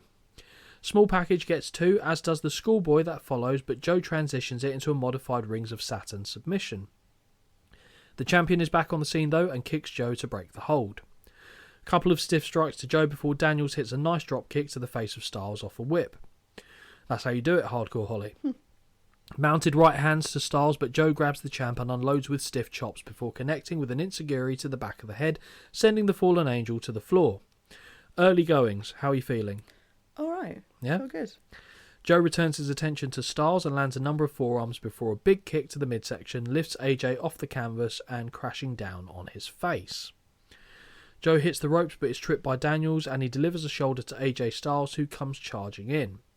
Daniels slingshots himself over the ropes into the ring and begins uncorking southpaw jabs before rotating between both men and strikes to keep them at bay. Lovely bulldog and enziguri combination by the champion, who covers AJ but has the pin broken up by Joe. With Daniels in the corner, Joe lands some hard strikes before sending him face first into the buckles. A few strikes for AJ on the opposite side, and the Samoan submission machine looks to whip Styles into the champ, but he moves out of the way. Daniels lands stiff chops on Joe, but still finds himself whipped into Styles in the corner. Boot up from the champion on the charge, and he looks to bulldog AJ out of the corner, but is pushed into a big uranagi from Joe instead. Nice. Yeah. I like the fact that as soon as someone's got their guard dropped, the other one capitalises with something. Styles scores with the satellite head scissors, taking down Joe. AJ fires away on Joe in the corner and connects with a flying forearm to Daniels on the opposite side.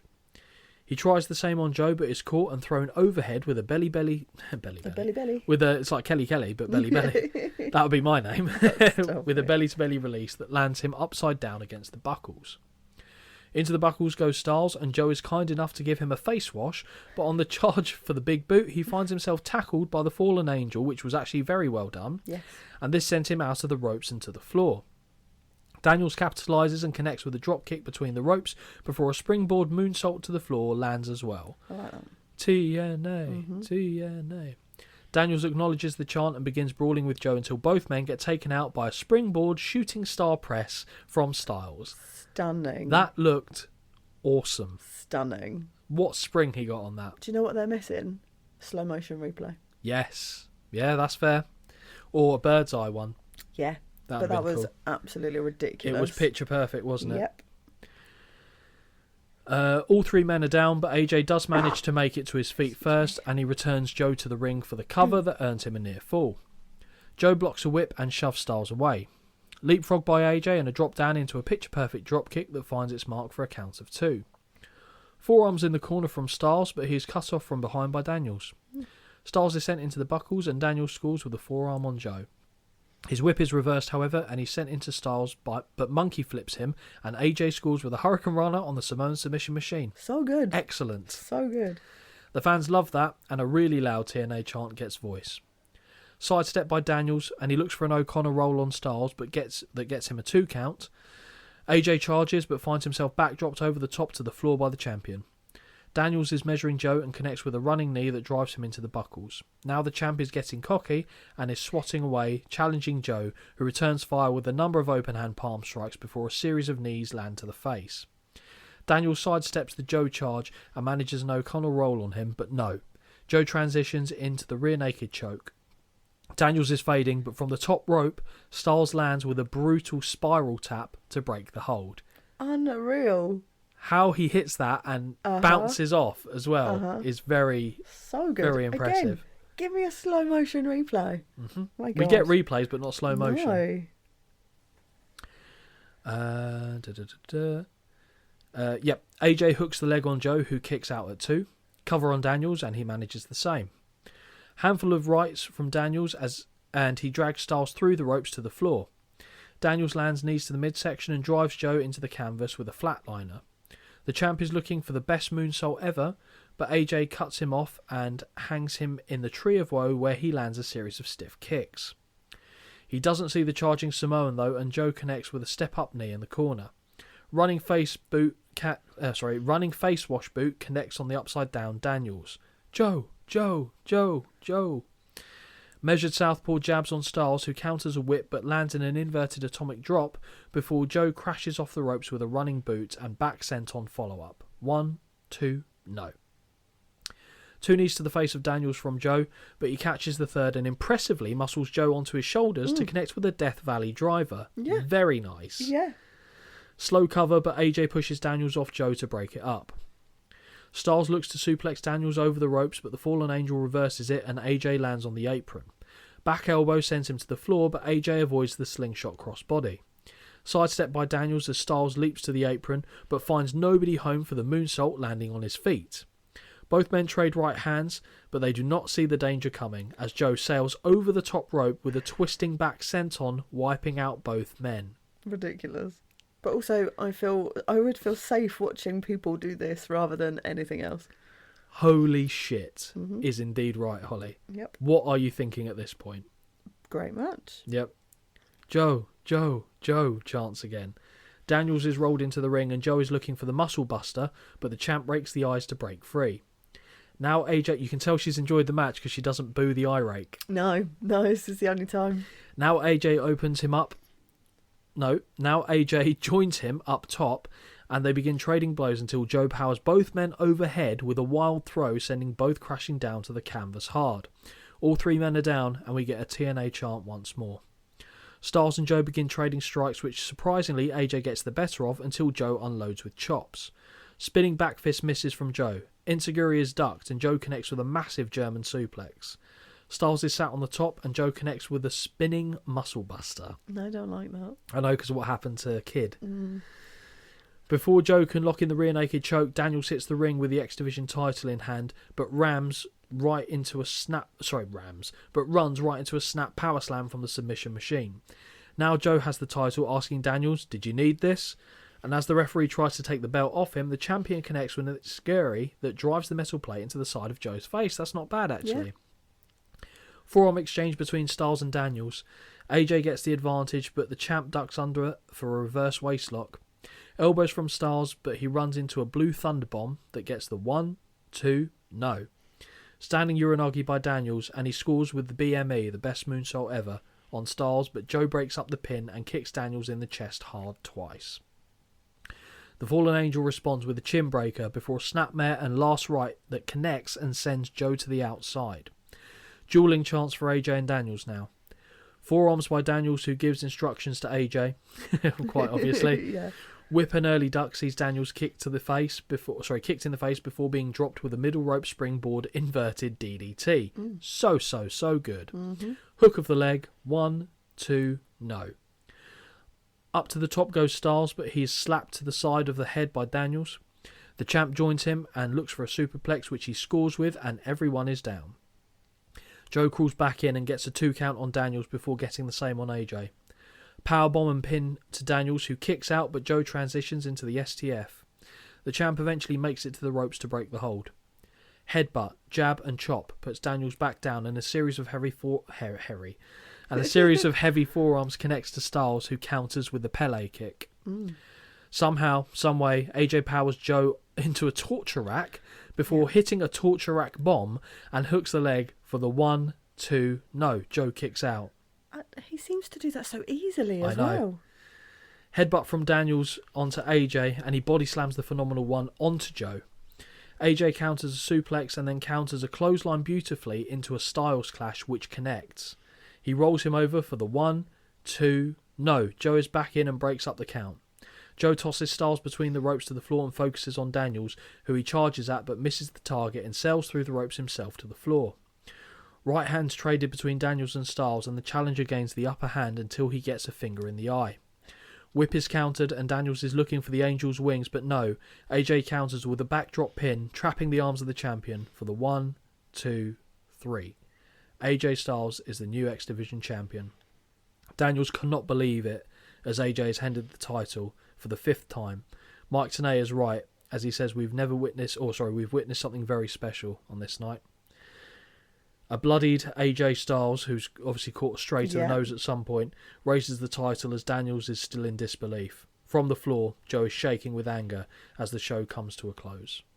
Holly, what do you think of that match? I really enjoyed it. Yeah? I enjoyed it a lot more than I thought I would. Yeah? As well. I'm not a massive Samoa Joe fan, mainly because what I have seen of him... You haven't seen the best of him. Exactly. I think what I have seen for me has been quite dull. So I'm missing out a lot of his work. We'll get there. So I really enjoyed this. Really enjoyed it. 5 stars for me. And Easy. 5 stars for me. Oh, good. Yeah. For me, this was a match that got me back into loving professional wrestling, because I still kind of kept up with it, but I didn't care like I did when I was a kid. So this would have been when I was 16. Right. So it's a very pivotal time in a young man's life.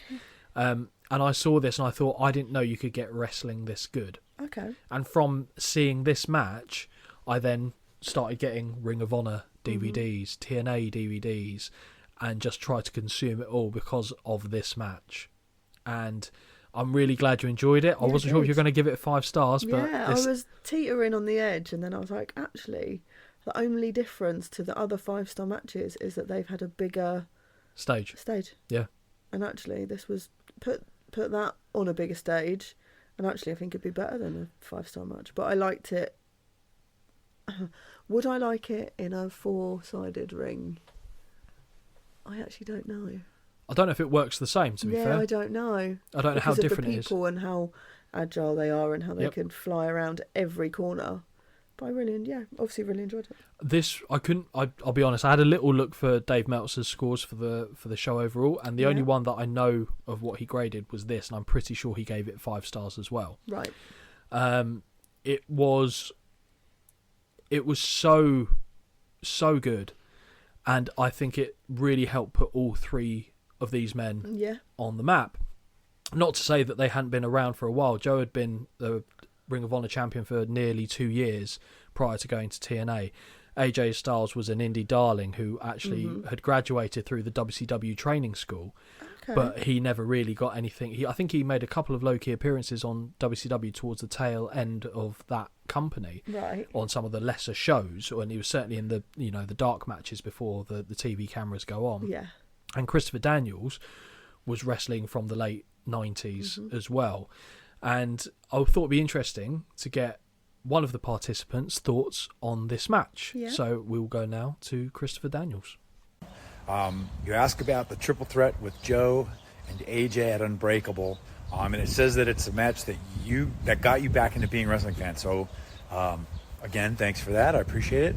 And that was a really special time for us in TNA. Honestly, probably one of the highlights of my career was being able to work so often with AJ and Joe. And on that particular evening, we just had a lot of things going our way. We had the fan base in Orlando was very psyched to see. They were already fans of myself, of AJ, of Joe. But I mean, this sort of culminated, this triple threat match sort of culminated after a couple of months of seeing Joe dominate, seeing AJ sort of trying to regain the belt back from me, and me defending the title for about 6 months up at that point, against some of the best wrestlers of the world, guys like P. Williams and Shocker and other guys. So, there was a lot going for us that evening, and the fact that they put us in the main event that night, I think it made everything just sort of feel extra special. And, we were very fortunate that we had such a live and enthusiastic crowd in the Impact Zone that night. And I think that's one of the reasons that it's so well remembered, is that the fan response was so electric. And when you see fans reacting like that and you're watching a wrestling match, I feel like it can't help but sort of energize you when you're watching it at home. So yeah, man, I'm really proud of that match. Without fail, it's one of the most, the ones that most fans talk about, the ones that most fans know me from, and it's one of my favorite matches of my career. So yeah, thank you for Christopher Daniels, Fallen Angel, for his thoughts on that match. Again, that was done through Cameo. We've had that clip for quite a while, but I was trying to find the right opportunity to bring the TNA show to the table, and he raises a good point. Well, a couple of good points actually. Firstly, the crowd. Yep. They really did help the match, because you could have an excellent. We've discussed this in the past. You can have a phenomenal match, no pun intended, and if the crowd are sat on their hands, it lessens it. Oh yeah, for sure. I don't think the crowd made it a 5-star match, but it certainly helped along the way. The other thing was, of course, is that Samoa Joe was undefeated in TNA going into this, and even though he didn't win the match, he also didn't lose the match. Yes. And even the way that Daniels himself was pinned, he wasn't out of it. He was just trapped in a position which he hadn't accounted for and lost the title that way. So I thought it worked brilliantly, basically. Yeah. And I'm, again, really happy that you thought it was a 5-star rated match. Yeah. If there was anything you could have changed, is there anything you would have changed? Granted, 5-star is a quote-unquote perfect score. Could you think of anything that you would have changed? God, no, probably not. There you go, some mark of a fine outing. No. Yeah, fair enough. Before we bring this one to a close, Oh, heck. Okay. we've got the usual, the crowd pleaser. It's Holly's moment to shine. It is the outfit of the night. This was hard. Yeah, it is actually, isn't it? Because normally Jeff Hardy's always a safe bet to be in there, but I don't think he makes it on this one. I've got 7 contenders, and I'm going to be honest, some are slim pickings. Lance Hoyt, No. America's Most Wanted. Yeah. Do they count as 2? Yes. Okay. The Naturals. Oh, as in, sorry, both are included. It's not separate people. Okay, so that counts as 7. Sorry, right. yeah. The Naturals. No. P.T. Williams. Yes. Chris Sabin. No. Okay. Not Raven, not Rhino. Christopher Daniels in his outfit when he comes out to the ring. Yep. Yep. Easy. AJ Styles when he comes out in his outfit to the ring. Not Samoa Joe. Easy. Oh, you put Joe on there. No. Okay. Actually, that's one thing I could change about that match. Can someone give him some shorts that fit? Because it really irritated me. Once I saw him do it once, he did it every time. Pull up his shorts. Yeah, hoiking really up. Annoyed me. Yeah. Okay. Bobby Roode. No. Okay. He's a bit weird because I've put one of Team Canada on it, but that's it. Yeah, so okay, fine. So A1 and Eric Young aren't going to make it. We've done AMW, the Naturals. Jimmy Hart won't be there. Abyss? No. Sabu won't be on it. Sabu is on I it. told you, slim pickings. Okay, fine. So 2 more. One of them isn't a wrestler. One of them isn't a wrestler. Tracy. No. Shane Douglas won't be the person. Who's that? Okay, no, I'm not going to get it. Right. So, first of all, we had Mike Tenay in a full penguin suit. Okay, fine. Dressed up for the occasion. Fine. I listed him first because I was like, I think I'm going to get nothing. Right. So I was like, put him in. That's and then fine. I can't get rid of him. He looks smart. And do you know what? Monty Brown. Yes, In the okay. leopard print coat. With council mum. But even so, the shiny red pants with the match, everything matched. Mm-hmm. And it worked well. P.T. Williams, I've put, I like the aesthetic of the white and red. And it's like the open baseball shirt style. Uh-huh. But his outfit was different to the other Team Canada's. Yes. And his, for He's me, the captain. just was better than everyone else's. Sabu was a slim pickings, but it's the green lame pants. James Mitchell. They work well for him. America's Most Wanted. I've actually put them as a slim pickings too, purely because it's obviously the cowboy theme, Okay. but it's also mixed with the like a long biker leather jacket with all the detail on it. AJ, obviously, it's the hood, the entrance, the gear looks good, and Christopher Daniels, the long gear really works. I like that. Okay, so who I actually think had the best outfit of the night out of that group would be Christopher Daniels. Uh-huh. I think Monty Brown might have pushed him closer than I'd like to think, but I'll stick with Christopher Daniels. He was my winner. Hey! Yes, and he was. featured in the show. Yeah, he was so my winner. he will be elated to know I'm that sure. he has made himself onto the illustrious Holly Hall of Fame. He will care. The Holly Hall of Fame. Oh, is that what it is? Okay. Yeah, I mean, up there with the alumni such as Randy Savage, Miss Elizabeth, Jesse Ventura, the Hardy Boys. Amazing. Edge has probably been on there at some point. Imagine this list. It's weird, that, isn't it? I haven't seen any James Ellsworth or... Oh, no. No, I don't think he'll be making any lists anytime soon. Well, not the good lists, anyway. No. Holly, Hello. how'd you find the show overall? What I are you scoring the enjoyed show? I gave it 8 out of 10, which for me is very high. I'd give it 7.5. Yep. I think it was a good show. Mm-hmm. I think there were definitely a couple down points. The opener for me, the tag title match was a bit too long. Yep. And the NWA title match was lessened by the fact that we had a better hardcore match on before it. Yeah. But the main event was great. And the pacing of the show actually worked really well. Yeah, it did. I did it in 3 sittings, but I didn't find myself clock watching to go, oh, God, come on, let me get to the next bit, which Same to for me me. is the mark of a good show. Yeah, I agree. And it's one of the highest scoring ones, and it's our first TNA pay-per-view. So how does that make you feel with the prospects of covering other TNA pay-per-views going forward? I think I will still remain tentative, but that is how I am in life. We watch WWE, and every week, like every time it's different. So Yeah. I don't ever like to set a benchmark, but I was very impressed by this one, especially for me. Like there was a lot of 3-star and over matches. Yeah, that's true. It's a lot of shit, but there's True. That TNA very much had a similar theme to the WCW shows where they would feature a cruiserweight match, and that would always be the one that would be good in ring quality, and then sometimes you could leave a lot of the rest of it. TNA sometimes had the same thing with Jeff Jarrett being at the top, but they always had X Division matches. They'd always have someone on the show that you go, that was a good match, like an AJ Styles, Christopher Daniels, Samoa Joe. And the type of person being Samoa Joe, obviously of his stature, you would think X Division, and I guess your brain would go cruiserweight. Yeah. And it's not. It's never been a cruiserweight title. It's not about weight limits, it's no limits, is the slogan for the belt, which I think is great. Yeah. I mean, I think the current TNA champion is Moose, who I don't know if you're familiar with, but he's a massive chunk of a lad. But yeah, and I think it was just great.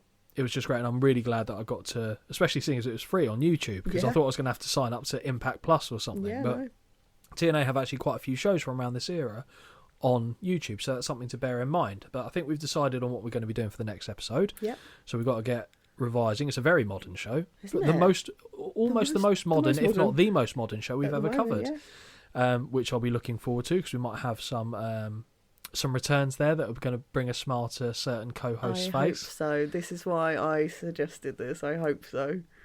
But I've enjoyed this, Holly. Hope you have. I've had a lovely time. And until next one, everyone, take care, and we will see you then. Until next time, this has been a Win Twice Wrestling production. Peace out.